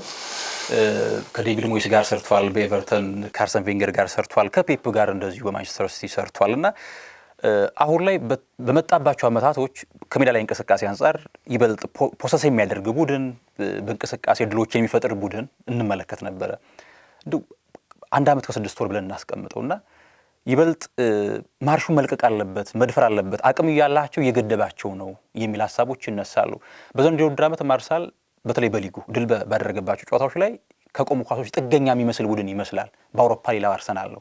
ማርቲኔሊ እንደሚናገረው ይበልጥ ነጻነት አገኛለሁ፣ ስፔሶች አሉ፣ ሁሉም ራሱን አውትሻይን አድርጎ ለማሳየት ይፈልጋል። በአውሮፓ በአርቴታ የእግር ኳስ ዘይቤ ላይ ያለ አረዳድ ምንድን ነው? አርቴታ የገነባው ቡድን ያው አሁንም እዚህ ጋር የሎ ብሎክ ንጉስ ማን ነው ብዬ ስጠይቀውም ሰምተኛል። ከነገና ደግሞ ከባርሰሎና የበለጠ ሃይላይን የሚጫወት ቡድን ነው ስልም ሰምተኛል እዚህ ፖድካስት ላይ ማለት ነው። ስለዛ ያው እዚህ ጋር አርቴታ የገነባው ቡድን በአንድ ዳይሜንሽናል ፉትቦል የሚጫወት ቡድን አይደለም። እንደፈለገ ሜዳው ላይ ተጋጣሚውን ያሸንፍልኛል ብሎ የሚያስበው አይነት ስታይልን መያዝ ይችላል። ጌም መሀል ላይም ሊቀያየር ይችላል። ሃይ ፕሬስ የሚያደርገህ ቡድን ሊሆን ይችላል። በሚድ ብሎክ የሚያፍነህ ቡድን ሊሆን ይችላል። ሎ ብሎክ ደግሞ አድርጎ በካውንተር ሊመታ የሚችል ይችላል። ትራንዚሽን መጫወት ይችላል። ፖዚሽናል መጫወት ይችላል። ዳይሬክት አሁን ትንሽ እንደውም እያሻሻለ ያለውና ዘንድሮ አታኩ ላይ በጣም እየተጨመረ ያለው ሞር ዳይሬክት ለመሆን እየሞከረ ነውና ሊጉ ራሱ እንደውም በጣም በትልቅ ደረጃ ወደ ዳይሬክት ፉትቦልነት በጣም እየተቀየረ ነው አሁን እና አርቴታ የማንም ሜንቶር ነምበር 2 አይደለም። ከሁሉም የተማረውን ነገሮች አጫውቶ ላይ ታያዋለህ። የሁሉም ቅይጥ አለበት። ለማሲያም ምሩቅ ነው። ፈረንሳይም ሄዶ ፔሲ ተጫውተዋል፣ ስኮትላንድ ሄዶ ተጫውተዋል፣ ሬንጀርስ ምናምን እና ዲፕ የሆነ ስፓኒሽ ሆኖም ስፓኒሽ ማናጀሮች ላይ የአርቴታን ካራክተሮች አታይም። ስፓኒሽ ማናጀሮች ልክ እንደ ሊጋቸው ሞር ፖዚሽናል ፉትቦል ኳስ ከኋላ መስርቶ መውጣት ምናምን ላይ ፎከስ የሚያደርጉት ሞር ላይክ ዲፕ ብሪቲሽ ፉትቦል ኖራሚን እንግሊሽ ፉትቦል በጣም ዲፌንሲቭሊ ሳውንድ መሆኑን ይጠይቅ ነበር እና ተወዘሏት የዛሬ 20 ዓመት ፕሪሚየር ሊጉ በጣም ሞር ዳይሬክት ነበረ። ፖዚሽናል ፉትቦል ምናምን የሚጫወተው እንደ አርሰናል አይነት ቡድን ነበር። ሰር አሌክስ ፈርጉሰን ሞር ዘ ሞስት ዳይሬክት ማናጀር ነበር። በሚኒመም ታቾች ከኛ ቦክስ እነሱ ቦክስ ላይ እንድረስ ነው ሐሳቡ። በሚኒመም ታች አዝ ሚኒመም አስ ፖሲብል እና ዲስ ዳይሬክት ፉትቦል እና ይሄ ደግሞ የእንግሊሽ ፉትቦል ፕሪንሲፕል ነው እና እንግሊዛዊ ማናጀር የሞደርን ሪብራንድ የተደረገውን ፕሪሚየር ሊግ በልቶት አያውቅም። ሰር አሌክስ ፈርጉሰን ደግሞ ስኮትላንድ ናቸው፣ ስኮቲሽ ናቸው ራይት እና አርቴታም ስኮትላንድ ሄዶ ተጫውተዋል እና the main reason I think እንግሊዝ ማናጀሮች ሊጉን እስካሁን ድረስ ማንሳት ያልቻሉበት ምክንያት እንግሊሽ ፉትቦል ብቻ ነው የሚከተሉትና ሌሎች ነገሮችን ማቆም ይከብዳቸዋል። ደግሞ ፐርሰናሊቲ ዋይዝ ደግሞ እንግሊዞች በጣም ኢጎ የወጠራቸው ሰዎች ናቸው ብዬ ስለማስብ ያው እነ ካሪክ እነ ስኮልስን ሮይኪንን አሁን ከተጫዋችነቱ የበለጠ ነው ጥጋበኛ የሆነው ማይካፉ ላይ ሲደረግ ደግሞ እና ይገርማል። እና ደግሞ ነጮቹ ተጫዋች ካስተዋልክ አሁን ካራገር ሲያወራ ሲሰማ እኮ ማለት የሚገርም ተከላካይ ነው የሚመስለው ስታወራ ሲሰማ ማለት ነው። በጊዜው ቫንዳይክን የሚያስነቅ ተከላካይ ነው የሚመስለው ሲያወራ ማለት ግን ላየው ሰዎች ግን ሊቨርፑል ተወልዶ እዛው ማደጉ ምናምን ነገር ስኳድ ውስጥ ያስገባው እንጂ በብቃት ደረጃ ስኳድ ውስጥ የገባ ሰው አይደለም። ስካውዘር ስለሆነ ነው እድሉን ያገኘውና አንድ የሆነ ሊቨርፑል የዛኔ አምቢሽን ቢኖረውና የሆነ ነገር ማሳካት አላማ ቢኖረው ይገፋው ነበር። እሱን አስወጥቶ ምርጥ ተከላካይ ማምጣት ይችል ነበር እና አላማ ስላልነበረ ካራገር አለ በሚል ምናምን ነው እንጂ እንትን ሰው አልነበረምና እንግሊዛዊ በአጠቃላይ ፐርሰናሊቲው ይሄን ነገር የማሳካት እድሉን ዝቅ ያደርግበታል ብዬ አስባለሁ። ግን አርቴታ ግን ልክ እንደ ሰር አሌክስ የእንግሊሽ ፉትቦል አይደንቲቲ ውስጡ ላይ አለ። ግን ከሌሎች ነገሮችም የያዘውን ነገር እንዳለ ቅይጥ ነገር ነውና አዲስ ነገር ነው አርቴታ ይዞት የመጣው። ምክንያቱም ሎ ብሎክም እንዳልኩ አስፈላጊ ሲሆን አርሰናል መከላከል ይችላል እንደ አርሰናል መከላከል የሚችል የለም የአርሰናል ሎ ብሎክም አያስጠላህም ይሄ ባይዘው የሚያኮራን ነገሮች ናቸው እንደ አርሰናል ደጋፊዎች ማለት ነው። ብዙ ሰው ግን የማይረዳው ነገር ማለት ነው በየሳምንቱ ይሄን እያደረግነው ብንሆን እኛ ደስተኛ ነው ነበር። ግን ሰው ማያየው ግን በየሳምንቱ ይሄን አይደለም ሲያስፈልግ ነው ሲያስፈልግ አጥሯለሁ እስቲ ወንድነህ አግባ ማድረግ እንችላለን። አንድ ሀሳብ ላንሳ። አንተ እንደ እግር ኳስ እንደተመልካች ተከላክሎ አንድ ቡድን ውጤት ይዞ ሲወጣ ላይ እንደ ዋንጫ ቢያሳካ ከሚያደንቁት ወገን ወይስ ደግሞ በእግር ኳስ ስኬት መጣት አለበት? አይ አሁን የአርሰናል ደጋፊ እንደሆነ አንፃር እግር ኳስ ማየት በጣም ደስ ይለኛል። ሁሌ አይደንቲቲ አይሁን እንጂ ከአንዳንድ ጨዋታ ላይ አሁን ለምሳሌ የዩናይትድ ጨዋታ በሰዓቱ አርሰናል አሪፍ አልነበረም።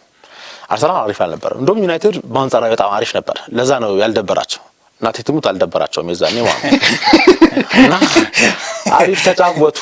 ግን 3 ነጥቡን ይዞ ወጣው አርሰናል ነው። ይሄን ማድረግ የቻለበት ምክንያት ደግሞ ጥሩ ባልሆነም አንድ በተፈጠረች ቅስበት በአንድ እድል ብቻ አግብቼብህ 3 ነጥቡን ይዤ እሄዳለሁ ማለት ነው። ይሄ ባይዘ ብዙ ጊዜ የዋንጫ ጨዋታዎች ላይ የምናያቸው ነገሮች ናቸው። የዋንጫ ጨዋታ ብዙ ጊዜ 1-0 ነው የሚያልቀው። ለምንድነው 1-0 የሚያልቀው? ድንገት የሆነ እድል ይፈጠርና አንደኛው ቡድን ሲያገባ ሌላኛውን ቡድን መልሶ እንዲያገባለት እድሉን አይሰጠው። ሌላ ጎል አለመድገም እድሉን ቢተው ይሻለዋል። ዮናስ እዚህ ጋር የመተው ነገር ነው።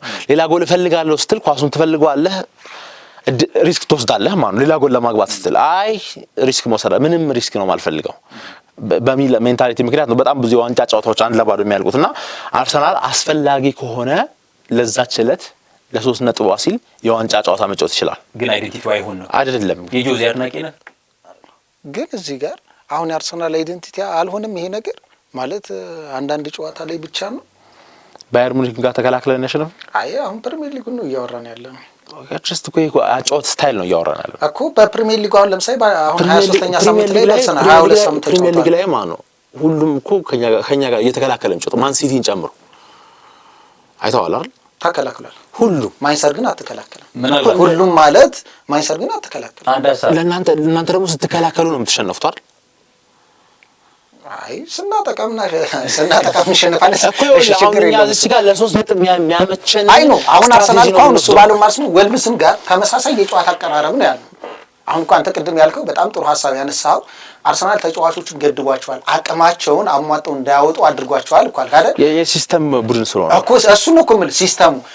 አሁን ለምሳሌ ወልብስን ስገጥም ሴት ፒስ እጅ እየወረወርክ ቦክስ ላይ ከኮርና ከቆመ ኳስ ምናምን ወልብስን ምክንያቱም ወልብስ የዚህ ሲዝን አርሰናል እስኪገጥም ባለው ድረስ ምንም አይነት ድል የሌለው ቡድን ነው። ዘ ቤስት አታክ ፕሪሚየር ሊግ ውስጥ ማን ነው ብለህ ታስበው? ምን ጎል በማስቆጠር ከሆነ ማንቸስተር ሲቲ ነው አይደለ? ብዙ ጎል ያስቆጠረ። ባለፉት 4 ጌሞች ግን 2 ጎል ነው ያገባው። አሁን እኮ ስለ ፕሪሚየር ሊግ በሲዝኑ ካል ፕሪሚየር ሊግ ላይ ነው ማለት አሁን ያለፉት 4 ጨዋታ ነው በፕሪሚየር ሊጉ ባለፉት 4 ጨዋታ ሾቶን ታርጌት የለውም ሃላንድ አሁን እኮ በዚህ ሲዝን ብዙ ጎሎችን ያስቆጠረው ማንቸስተር ሲቲ ነው በዚህ ሲዝን እንደዛም ሆኖ ግን አሁን ያለፉት 4 ጌሞች ጎል ማግባት 2 ጌም 0-0 ወጣ፣ 1 ጌም 1 እኩል ወጣ አረ ከዛ በማን ዩናይትድ ላይ ደግሞ በክሊን ሺት 2-0 ተሸነፈ። ስለዚህ ጋር እድሞ ሲሞክሩበት ይላል ማንቸስተር ሲቲዎች አንድ ኦን ታርጌት ብቻ ነው ነበር። ኢቭን ቤስት ዲፌንስ የሚባል ቡድን ራሱ አይደለም ማን ዩናይትድ አይደለ? ግን እንደዛም ሆኖ ዘ ቤስት አታክ እድል መፍጠር አቃተው። ለምን ይመስላል እንደዚህ ሆነው? ሲቲ ቅድም ዘርፈ ብዙ ችግር ስላለበት ነው። ሲቲ አይደለም ለቤስት አታክ እኮ ነው አይደል? ሁሉም ላይ የሚያገባ ቡድን ከማንም የበለጠ ጎል ያለው ነው። ከአርሰናል ላይ የበለጠ ጎል ያለው ቡድን ነው አይደል? ጨዋታዎች ደግሞ የበለጠ ተዳክሟል። እሺ እኮ የተዳከመው አታኪንግ ነው። እንግዲህ ተከላካዩ አንደኛ እሱ እንትን ያደረገው እኮ ሌላው ቡድን ማን ነው ነክቶብህ? ማን ዩናይትድ በቻንስ ክሬሽን ምናምን ብታየው በብዙ ስታቶች ቤስት አታክ አለው ሊግ ውስጥ ልትል ትችላለህ አይደል? ግን ከአርሰናልም ከማን ሲቲም የበለጠ ጎል የለውም አይደል?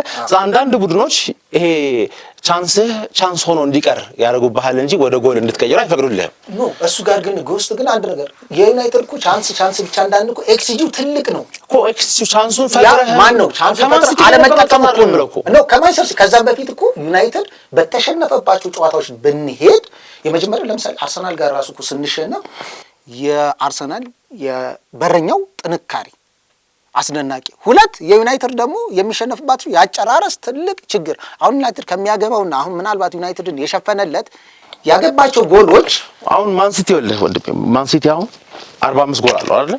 አርሰናል 40 አለው፣ ዩናይትድ 38 አለው አይደል?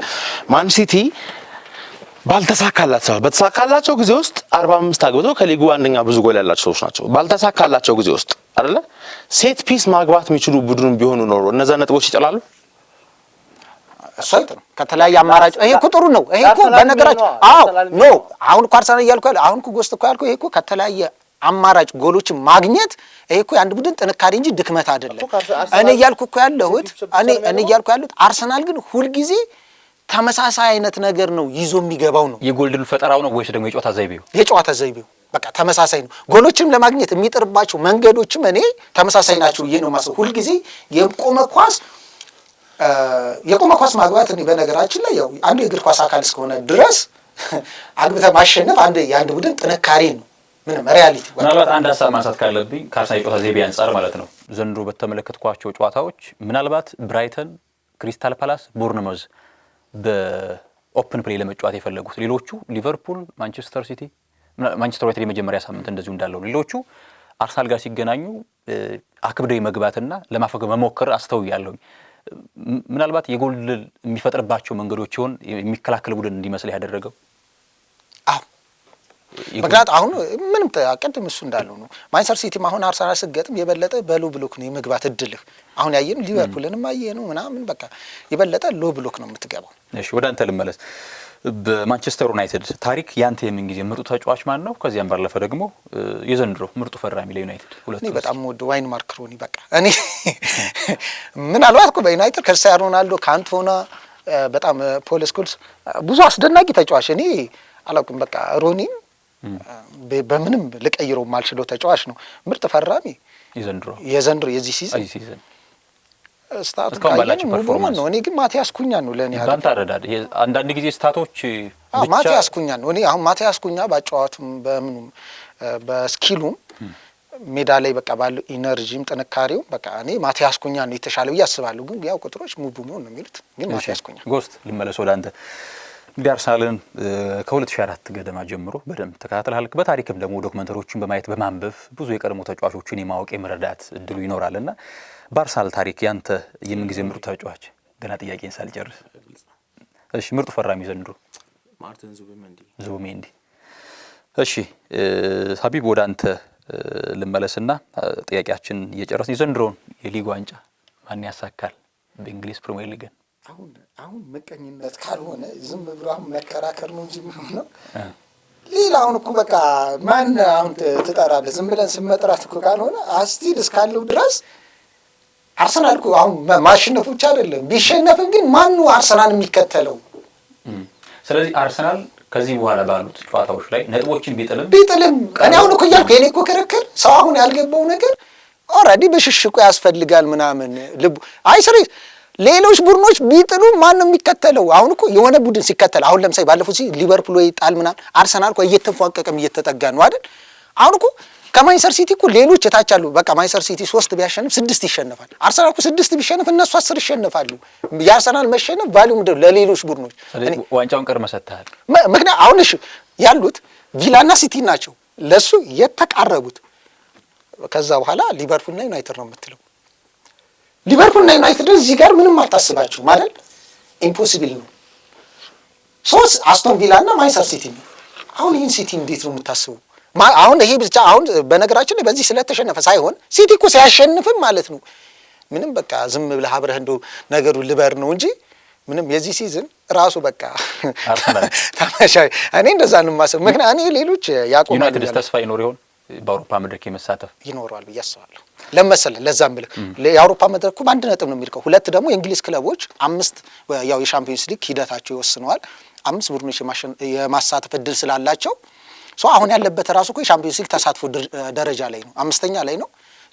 4ኛው በአንድ ነጥብ ነው የሚርቀው። ኢቭን እነ ሲቲ እና አስቶን ቪላ በስንት 7 እንደዛ አካባቢ እነዚህም ደግሞ ደካማ ናቸው። ስለዚህ ተስፋም አለው ያኔ ማሳካት አቅም አይ ተስፋ አለው። አዎ ያለው ተመሳሳይ ናቸው። ሁሉ አሁን እኮ ተመሳሳይ ናቸው። ጎስ ቀደም ሲል ዘንድሮ አርሰናል ስንት ዋንጫ ያሳካል ነው እንጂ ዋንጫ ያሳካል ወይ አይጠየቅም።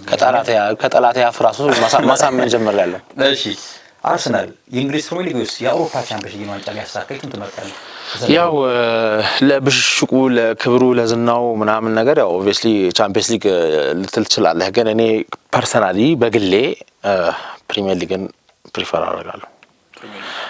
ከሁለት አንዱ ግዴታ ከሆነብህ ምናምን ካልከ ያው እንደ አብዛኛው ምናምን ነገር ጫናው ሪሊፍ ለማድረግ ምናምን ቻምፒየንስ ሊግ ብዙ የሚስብህ ነገሮች አሉ። ግን ሪያሊቲውን ማየት ከፈለክ ማለት ነው የአውሮፓ ውስጥ አይደለም ሀገር ውስጥ ራሱ ቤስት ቡድን ሳትሆን ቻምፒየንስ ሊግ ልትበላ ትችላለህ። ራይት ብዙ ጊዜ እንደውም በቃ አውሮፓ ላይ ማንንም አይከራከራቸው በዚህ ሰዓት ምርጥ ቡድን ነው ምናምን የሚባሉት ቡድኖች ብዙ ጊዜ ትሬብል በልተው ነው የሚያሳዩ። ምክንያቱም አለ አይደለ አውሮፓ ላይ ምርጥ ቡድን ከሆንክ ሀገር ውስጥ ምርጥ ቡድን ማትሆንበት ምንም ምክንያት የለምና ማለት ነው። ያለፈው ዓመት ፒኤስጂ እንደነበረው ማለት ነው። እና ፕሪሚየር ሊጉ ግን የእውነት አርሰናል ተመለሰ ብዬ እንዳስብ ስለሚያደርገኝ ፕሪሚየር ሊጉን በጣም ፈልጓለሁ። በቃ ይሆናላ መመለሳችን ኮንፊደንስ ደረቴን ነፍቼ አርሰናል ወደ ቀድሞ ኃያልነቱ ተመልሷል ብዬ ማውራት የምችለው ፕሪሚየር ሊጉን ስለሆነ ልክ ነው። የመጨረሻ ጥያቄ ያገናኘን አርሰናል ከማንቸስተር ዩናይትድ ነው። ቅድመ ጨዋታ ምልከታ ምንድነው? የውጤት ግምትህንም እስኪ አጋራ። ይሄ ጨዋታ ያው ዩናይትድና አርሰናል በትክክለኛ ጊዜ ተገናኝተዋል ብዬ አስባለሁ። ምክንያቱም ዩናይትድ አሁን በጥሩ ፎርም ላይ ነው ያገኘው። ጥሩ ፐርፎርም ባደረገ አንድ ጨዋታ በማሸነፍ ነው። አይ አሁን ለምሳሌ አሰልጣኝ ቀይራል። አይ ነው ለይፈለኩት ነው ከማይክል አሁን ያገኝ ከረንት ሊኮ ያለው ነው። አንድ ጨዋታ ብቻ ነው እንዲታይ ነው። ካሪክ የመራው አይደል? አሁን አሰልጣኛችን ካሪክ አይደለ? እኔ ለይፈለኩት ለምሳሌ ፍሌቸር የመራው አለ፣ ሮበን አሞሪም የመራው እነዚህ ሁሉም የራሳቸው የሆነ የተለያየ አሻራ ምክንያት ያጫወታ በ90 ደቂቃ ብቻ ፎርም ብለን እንያዘው ማለት ነው። አሁን ከረንት ላይ ያለው ዩናይትድ ውስጥ ሙዱ ሀሪፍ ነው፣ ሜንታሊቲው ነው እንጂ አሁን ውጤቱን አሁን የሲዝኑን ከሆነ ምን ገመግመው እኮ አይገናኝም። አሪፍ ሞራል ላይ ናቸው ምናምን እስማማለሁ። አሪፍ ሙድ ላይ ነው። አሁን ዩናይትድ አርሰናልን ያገኘበት ሰዓት አሰልጣኝ ቅያሬ አድርጓል። የአሰልጣኝ ደግሞ በመጀመሪያው ጨዋታ ጥሩ ፐርፎርም አድርጎ በጣም በአስደናቂ የጨዋታ ሂደት ውስጥ አሸንፏል። አሁን ደግሞ አርሰናል ነው የሚያገኘው። አርሰናልም እንግዲህ ጥሩ ላይ የሊጉ መሪ ነው። ዩናይትድና አርሰናል አሁን ተገናኝተው ይለይላቸዋል። በእርግጠኝነት ግን መናገር የሚችለው ዩናይትድ በነገራችን ያው ከጨዋታው 1 ነጥብ ይዞ ገብቷል። አርሰናል ለ1 ነጥብ ሁሉም ጨዋታ ላይ 1 ነጥብ ይሰጣል አንተ አስገድደ ካልተውክለት እንጂ 1 ነጥብ ዩናይትድ ይዞ ገብቷል ብዬ አስባለሁ ከጨዋታ በፊት። ምክንያቱም አርሰናል ላቻን ነው ምንም ኮርናውን የእጁንም ወሩሮ ካገኘው እድሉን ጠቀማለሁ ነው እንጂ ከዛ ያለፈ 90 ደቂቃ ፕረስ አድርጎ አንተን አጨናንቆ ምናምን እንትን አይልም። እሱ ችግር የለውም። ከጨዋታ በኋላ ምን አይ እሱ ችግር የለውም። እኛ 1 ነጥብ ይዘን ገብተናል። በጨዋታው ግን ማረጋገጥልኝ ዩናይትድ አይሸነፍም። ዩናይትድ ይሄው እሺ፣ አይ ስማኝ፣ ይሄው ካሜራ አለ ምን አለ። ዩናይትድ በጭራሽ አይሸነፍም። እኔ ውጤት ግምቴ 2-0 ከ2 በላይ በቃ ዩናይትድ ክሊንሺት ጠብቁ ከ2 የጎል በቃ 2ን ጀምሮ ከዛ በላይ ጎል አግብቶ ያሸንፋል። እርግጠኛ አምሹር እቺ እኔ መጠየቅ የምፈልገው ነገር ግን ማለት ነው አንድ የሆነ የደከረተ ፋብሪካ እያመረቷችሁ ነው እንደሚልኳችሁ ሁላችሁም ችግር የለውም። አሁን እኮ አሁን ልንገርህ ይኸውልህ የምትገጥመው ምን አይነት ቡድን እንደምትገጥም ልንገርህ። ከፈለገ ደብድቦ የሚያሸንፍ ደብድቦን ሲያሸንፍ አይቼው ከ3 ቀን በፊት አይተዋል። እናንተ በሳምንት አንዴ ስለሆነ የምትጫወቱት አላየህም። ሄዶ ሳንሲሮ ላይ በሜዳው ደብድቦት መጥቷል ኢንተር ሚላን ማለት ነው። በዚህኛ ትከሻ የምንለካካው በጣም ኃይለኛ የሚባሉ ቡድኖች ጋር ነው። አንዴ አርሰናል እንኳን አንዴ አንተ አስጨረስኩ አንደኛ ማለት ነው። ከፈለገ ደግሞ ማለት ነው አስጠሊታ ቀፋፊ ጨዋታ አድርጎት እንዳልከው ኮርና ወይ ኦንጎል አግብቶብህ 3 ነጥብ ይዞ ይሄዳል። 1 ነጥብ ሰጥቶ ነው የሚጀምረው ምናምን ነገር እንዴት እንዳልክ አላውቅም። ከሁሉም ቡድን ጋር 3 ነጥብ እየወሰደ ማለት እና ማንቸስተር ሲቲን ማሸነፍ ለተጫዋቾቹ ኮንፊደንስ መስጠቱ ለአርሰናል አሪፍ ነው። ያው ደጋፊው እንደፈለገ ኮንፊደንት ይሁን ትንሽ ቢገርመኝም ምን ተማምነው እንደሆነ ባላውቅም ተጫዋቾቹ ኮንፊደንት መሆናቸው ለኛ በጣም አሪፍ ነው። ራይት ጥንቃቄ የሌለበት ጨዋታ በድፍረት አሪፍ ነው። ለኛ ፐርፌክት ነው። ምክንያቱም የኛ የአርሰናል ፉትቦል ክለብ በጣም እንደዚህ በማስመሪያ የተሳለ ቡድን ነው እና ለ3 ነጥብ ዲዛይን የተደረገ ነው የማስመሪያው ደግሞ ማለት ነው እና 3 ነጥብ እንዴት አድርገን እንደምናገኝ ጌሙ ላይ ነው እኛ ራሱ የምንወስነው ማለት ነው። የሚያሳስበኛ 3 ነጥብ ስለሆነ ማለት ነው። እናንተ ተጫውተን አርሰናልን በረጋግደን ነው ምናምን ከ2 ጎል በላይ ዲፈረንስ አግብተን እናሸንፋለን ምናምን ብለህ እንድታስብ ያደረገ ሲቲ ላይ ያሳየው ፐርፎርማንስ ነው። ሌላ ምን ነገር አይደለም። ባይዘው ሌላ ምን ነገር አይደለም። ምክንያቱም ይኸውልህ 4 ጨዋታ አጫውተን ነበር ከዛ በፊት እንደተለመደው በዚህ ወር አንዴ ነው ያሸነፈው። እንደተለመደው አሁን ቅድም እንዳልኩ ነው። ከዛ ሐሳብ እንዳላቋርጠ ነው እንጂ አሁን እኛ ያው ካሪክ ነው አይደል አሰልጣኙ ሰው አንድ ጨዋታ ካሪክ እንደሚችል በምን አወቅ? በአንድ ጨዋታ ካሪክን መገምገም አንችልም እኮ ያለው አይደል? አሁን ያልካሽ ማንሰር እንድተማመን ያደርጋል። ምንድን እንድተማመን ያደርጋል? አርሰናል መቅጠማችን በየትኛው ሞመንት ውስጥ ነው በየትኛው ክራይሲስ ውስጥ እንኳን ብንሆን አርሰናል መቅጠም ምንም አርሰናል ለማሸነፍ መቼ ነው ላስት ታይም አርሰናል ስታሸንፍ ትዝ የሚልህ? ኤምሬትስ ላይ ነው። መቼ? 1-1 የወጣንበት ኖ አይ ባለፈው ሲዝን አሸንፋችሁናል። ኤፍ ኤ ካፕ ጎናታ 1-1 ኖ 1-1 ኤፍ ኤ ካፕ ይወጣ ነው። አሸንፍናችሁ አይደል? መቼ? በፔናልቲ ጥላናችሁ አይደል? እኮ በፔናልቲ ኤፍ ኤ ካፕ ነው እሱ።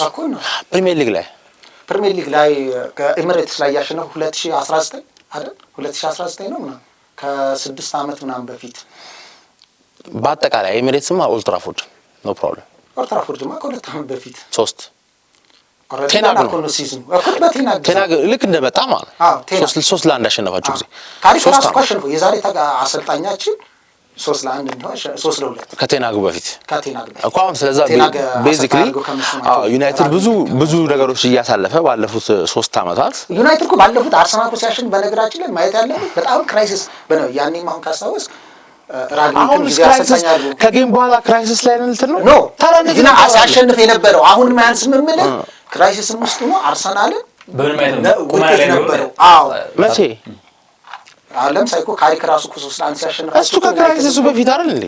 ኖ ያው እሱም ሲመጣ ምን ያው 13 ዓመት ክራይሲስ ነው በአጠቃላይ 13-14 ዓመት ፈሰራ አሌክስ ፈርጉሰን ኮርስ አርሰናል እኮ ምርጫ ወሰደ እኮ ባለፉት 6 ዓመታት ነው በአርቴታ ጊዜ። ከዛ በፊትማ ዩናይትድ በጆዜም በቫን ሃልም በየትኛው እንኳን ከዛ አርሰናል ክራይሲስ ውስጥ የነበረ ጊዜ ነው እሱ ደግሞ አይደል? ይህን 3 ዓመት አርሰናል ለታይትል ሬስ ለዋንጫ መጫወት ከጀመረ በኋላ ኦልድ ትራፎርድም ላይ ይሁን ኤምሬትስም ላይ ይሁን ዩናይትድ አሸንፎት አያውቅም። ባለፉት 3 ዓመት ማሸንፉታል። መቼ?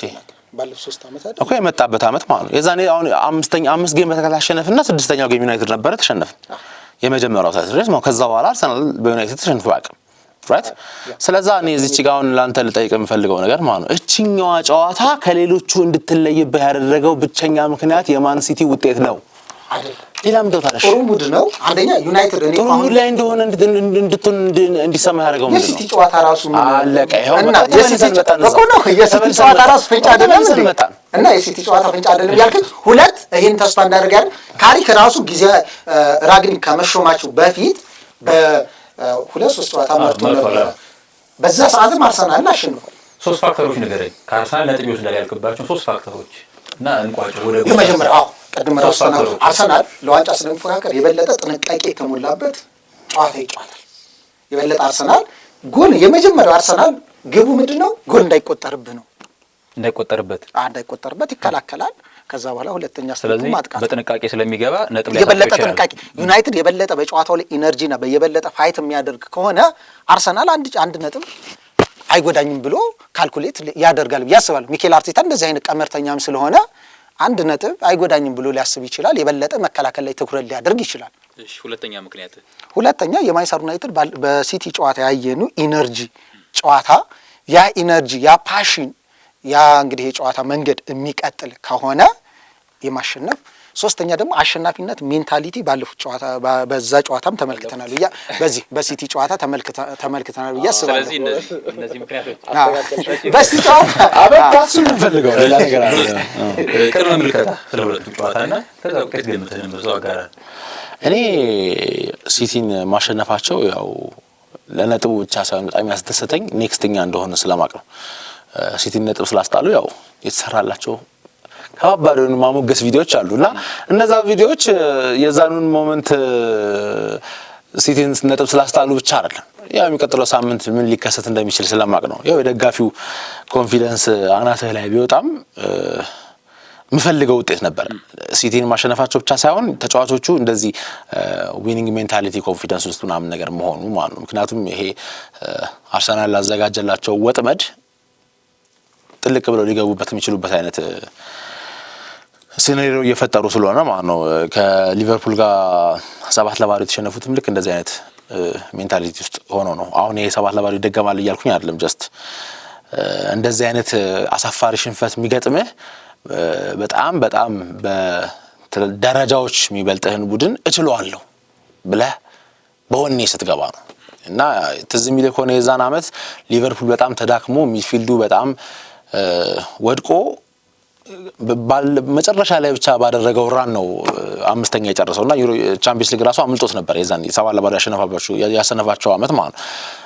ኦን ዘ አዘር ሃንድ ደግሞ ቴናግ ዩናይትድን ጆይን አድርጎ በጣም አሪፍ ሲዝን ሶስተኛ የጨረሱበት ካራባኦ ካፕ የበሉበት አሪፍ ሲዝን እያሳለፉ የነበሩበት ጊዜ ነበርና በዛ ሰዓት አንፊልድ ሲሄዱ ዘንድሮ እኮ ምርጥ ነን፣ ይሄን ታሪካዊ ጠላታችን ሄደን በሜዳው ቀተነው እንመጣለን ብለው ነው የገቡት።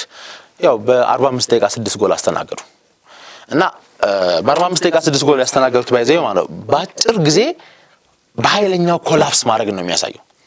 እና ዝም ብለህ ደግሞ ካየኸው ማለት ነው አርሰናል በአጫወቱ በዘንድሮ አጫወቱ ያ አምና ማጫወቱ ካየህ ማለት ነው ጨዋታው እኩል ለእኩል ትከሻ ለትከሻ ይመስላል እስከሆነ ሰዓት ድረስ አንዷ ጎል እስክትገባ ድረስ አትሌቲኮ ማድሪድ ላይ ያደረግነው ለምሳሌ ነው። ዲዮጎ ሲሞኔ በግልጽ ነው የተናገረው ቡድኔ በዚህ ደረጃ ሲፈራርስ አይቼው አላውቅም፣ በ10 ደቂቃ 4 ጎል ነው የገባበታል። እና እንደዚህ ሊሆን የሚችለው እንዴት ነው? ሊሆን የሚችለው እንዴት ነው? የሚችለው እንደዚህ ነው። የሆነ ሰዓት ላይ አንዳንዴ ተቃራኒ ቡድንህ ማለት ነው ምን እንደምታረግ አንዴ ካወቀ በኋላ ማለት ነው የምታረገውን ነገር አውቆ የሚፎካከር ምናምን ነገር እያየህ ምናምን አንተ አታውቅም እንዴ እንጂ የበለጠ ኮንፊደንስ ይሰጣል እንደው እንዴ እንጂ ጭራሽ እንትላቸዋል እንዴ ያው እያየ ነው እኮ ነው ሜዳ ውስጥ ምናምን ነገር ፈርስት ሃፍ ተጫውተው ምናምን 0-0 ሲወጣ ምናምን ሰከንድ ሃፍ በቃ ሰከንድ ሃፍ አንድ ማርሽ እንጨምርባቸዋለን አፈነዳናቸው አለቀላቸው ብለህ ትገባለህ። ግን ያሳለፍከው ፈርስት ሃፍ ራሱ ማን ነው ምርመራ ላይ ነበር ካላወቅከው ማለት ከዛ ላይ መጀመሪያ ጎል ትገባለች እንዴት አገቡብን ማስመለስ እንችላለን ብለህ ያቺን ለማስመለስ ስታሳድር ነው ምትደረገውና ይሄ ነገር የመሆን እድሉ በጣም ከፍተኛ ነው። በተለይ ተጫዋቾቹ ደጋፊዎቹ የያዙትን ሜንታሊቲ ኮንፊደንስ ይዘው ከገቡ በጣም እንደዚህ አይነት አሰቃቂ ግርፊያ ሊጠብቃቸው ይችላል። እና ይሄ አንደኛው መንገድ ነው። ሁለተኛው መንገድ ደግሞ ማለት ነው ዩናይትድ በጣም እንደጠበቀው አሪፍ ሆኖ ሊመጣ ይችላል። እንደጠበቀው ማለት ነው አስጨናቂ ምናምን ሆኖ ምናምን ከነገና ደግሞ አንደኛ አርሰናልን ለማስቸገር ራሱ አንተ ምርጥ መሆንህ ብቻ በቂ አይደለም። ምክንያቱም ብዙ ምርጥ ቡድኖችን ዘንድሮ ቀተናል። አንተ ምርጥ መሆንህ ብቻ ሳይሆን እኛም አሪፍ አለመሆናችን በጣም አስፈላጊ ነው የሆነ ነገር መፍጠር እንድችል ራሱ ማለት እና ዘንድሮ እኛ አሪፍ ባልሆንበትም ሰዓት ያው በሜዳቸው አንዳባራ አሸንፈናቸዋል እና ማሸነፍ እንዴት እንደሚችል በደንብ አድርጎ ጠንቆ የሚያውቅ ቡድን ነው እና አስቀያሚ ጨዋታ ተጫውቶም ማራኪ ጨዋታም ጨዋታው 3 ነጥብ ይዞ መውጣት የሚችል አቅም አለው።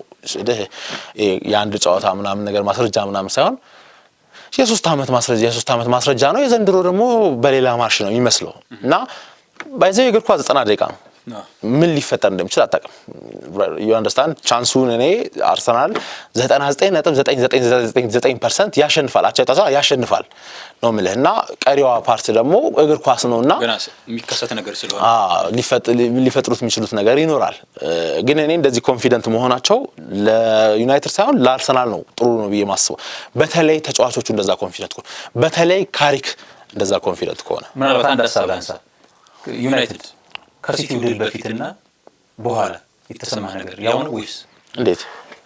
አርሰናል ጋር ነው ቀጣይ በጣም ነው ደስ ያለኝ ማሸነፍ። አዎ ከአርሰናል ጋር እንደሚገናኝ ሲታወቅ ጠንቃቃው አሁን ለምሳሌ ውልቭስ ያለፈው ዓመት 6 ነጥብ ወስዶባቸው ነበር ከዩናይትድ ማለት ነው 6 ነጥብ ወስዶ ነበር። ዘንድሮ እንደዚህ እንደወረደ ራሱን ፈትሾ መቀበል አቅቶት ሄዶ ትከሻ ለትከሻ ከዩናይትድ ጋር ሊገጥም ሞከረ። 4-1 ተቀጣ። ከአርሰናል ጋር ግን እንደዚህ አይደለም የተጫወተው አይደለ? ጥንቃቄ መረጠ። ከዛ ያቺን ጥንቃቄ ጨዋታ ግን ከዩናይትድ ጋር ሲደግመው ኦልድ ትራፎርድ ላይ 2 ነጥብ ሲዝኑ ሙሉ 2 ነጥብ ያገኘን ቡድን 3ኛ ነጥብ ሰጡትና እንደውም አሁን መነሳሻ ሆነለት ራይት። ስለዛ እና ቡድኖች ለኛና ለነሱ የሚያቀርቡት ምን አቀራረብ ምናምን ነገር ማየት ራሱ ያስፈልጋል። ይሄን ነው የምፈልገው። ምክንያቱም ይወደ ጠንቃቃ ከሆነ አሁን በሲቲ ቢሸነፍ ይሄ ነጥብ ያስፈልገናል፣ በሲቲም በደርቢም ተሸንፈንም በአርሰናልም ተሸንፈንም ይሄ ጫና ምናምን ታሪክ ላይ ጫና አረፈ ምናምን ይሄ እንዳለ ነገር ውጤት ግዴታ እንዲሆንብህ እና ጥንቃቄ እንድታበዛ ያደርጋል። ይሄ ደግሞ የምፈልገው ነገር አይደለም። እኔ የምፈልገው ነገር አይደለም። አርሰናል ነጥብ ልታስጥም የምትችለው እንደዚህ ስትታስብ በጣም ነው የምፈልገው። ምክንያቱም ካየህ ትላልቅ ቡድኖች ናቸው አስቀያሚ ግርፊያ እየተገረፉ ያሉት በአሁኑ ሰዓት። ለምን ትላልቅ ቡድኖች በኮንፊደንስ አርሰናል ላይ መሀሉን ሰንጥቄ ምናምን ብዬ አልፌ ምናምን ብሎ የሚያስቡ ቡድኖች ስላሉ ማለት ነው። አታካቸውን የሚተማመኑ ቡድኖች አታክ ስታደርግ እኮ ባይዘይ ማለት ነው ብዙ ተጫዋቾች ወደፊት ኮሚት እያደረክ ነው ማለት ነው። ብዙ ተጫዋቾች ወደፊት ኮሚት አደረክ ማለት ደግሞ ተመልሼ ሰብሰብ ብዬ ቡድኔን ኮምፓክት አድርጌ ጎል እንዳይቆጠርብኝ ማስቆም እችላለሁ እንዳትል ያደርጋል። ይሄን ደግሞ የሚተማመኑት ሌሎች ትላልቅ ቡድኖች ዩሮፕ ላይ ያሉት ለምንድን ነው? ፊት ለፊት ያላቸውን ኳሊቲ ስለሚተማመኑ ማለት እና ፊት ለፊት ያላቸው ኳሊቲ እኛን ዳሜጅ ሳያደርግ የኛ ኦፕን ፕሌይ ላይ ቻንስ ክሬት ማድረግ የማይችለው ቡድን 3 እና 4 እያገባባቸው ሲያሸንፋቸው የውጤት በቁጥር ነው ግምት ማለት ያው እንደነገርኩ ምን አይነት ጨዋታ እንደሚሆን የሚወስነው አርሰናል ስለሆነ ቀፋፊ ጨዋታ ጨዋታን 2-0 ወይ ደግሞ ማራኪ ጨዋታ ጨዋታን 4-1 የመጨረሻ ሀቢብ ሀሳብ አለ። አይ ያው ከጨዋታ በኋላ እንገናኝ ለማለት ነው። ያው እነሱም እናቴ ትሙት አልነበረኝም የምትለውን ነገር ይዘዋል። እነሱ በጣም ተቃጥያለሁ ከጨዋታ በኋላ መጥቶ በእርግጠኝነት ልንገርህ ጎስ ካሜራ ደቅኖ አትቃጠልኩም በጣም ነው እንጂ የተቃጠልኩት እኔ አልጠራጥርም። ችግር የለውም ያኔ ችግር የለውም። ቲክቶክም ላይ ጽፍልሃለሁ እያስባለሁ። ስሜታችሁንም እስኪ ለመጋራት እሞክራለሁ። እኔም በመጨረሻ ስለራስህ ቀረ የምትለው ሀሳብ ካለ ይኸው ነው ካሜራው፣ ሀሳብህን አጋራና ስለራስህ ቲክቶክ ገጽም ሊሆን ይችላል። ኦኬ እዚህ ጋር ግን ማን ዩናይትድ ኢትዮ ፋንስም በቲክቶክ መጣለች። ከመጣን ቅርብ ጊዜያችን ነው 3-4 ወር ቲክቶክ ላይ። በቴሌግራም 420 ሺህ ተከታይ አለን። ቲክቶክ ላይ ደግሞ አሁን 4 ወር ምናምን 85 ሺህ ደርሰናልና ፎሎ እያደረግ ኮፒ ሊንክ ላይክ እያደረግ ይሄው ጎስት ጋር ተፋይቼላችኋለሁ። ሳይገለኝ አምልጫለሁ እና አይ ደስ ብሎኛል። ግን ጎስትም ጋር እዚህም ጋር እንትን ስላል እና ያነሳናቸው እንትኖች ግን በጣም ደስ ብሎኛል። ጎስት ቀረ የምትለው ሀሳብ ስለራስህ ያው ዩቲዩባችን ሰብስክራይብ ያርጉ። ዩቲዩብ አለን ቲፎዞ ላይ ሰብስክራይብ አርጉ። ዛሬ ያኛውን ሌላኛውን ወያላ ላገኘው እችላለሁ እንደዚህ ብለን አብረን እናያለንና የነገ ጨዋታ መልካም እድል ላችኋለሁ ዩናይትድ ደጋፊዎች። አይደብራችሁም ብዬ ገምታለሁ። ዚስ ታይም ይደብራችኋል በእርግጠኝነት በእውነት ይደብራችኋል ዚስ ታይም እና አሪፍ ጨዋታ እናያለን ብዬ ገምታለሁ። ካላየንም ያው እኛ 3 ነጥቡን በጣም ፈልገነዋል ማለት ነው። በጣም ይቅርታ ምንም ማድረግ አይቻልም። መልካም ቆይታችን ይመስል ነበር ተመልካቾቻችን። የፋን ታይም ቆይታችን በዚሁ ተጠናቋል። ተፈራ ታመነ ከመላው የስቱዲዮ ባለሙያዎች ጋር ጋዜና አሳልፌያለሁ። ብሩክ ዜን ተመኘው።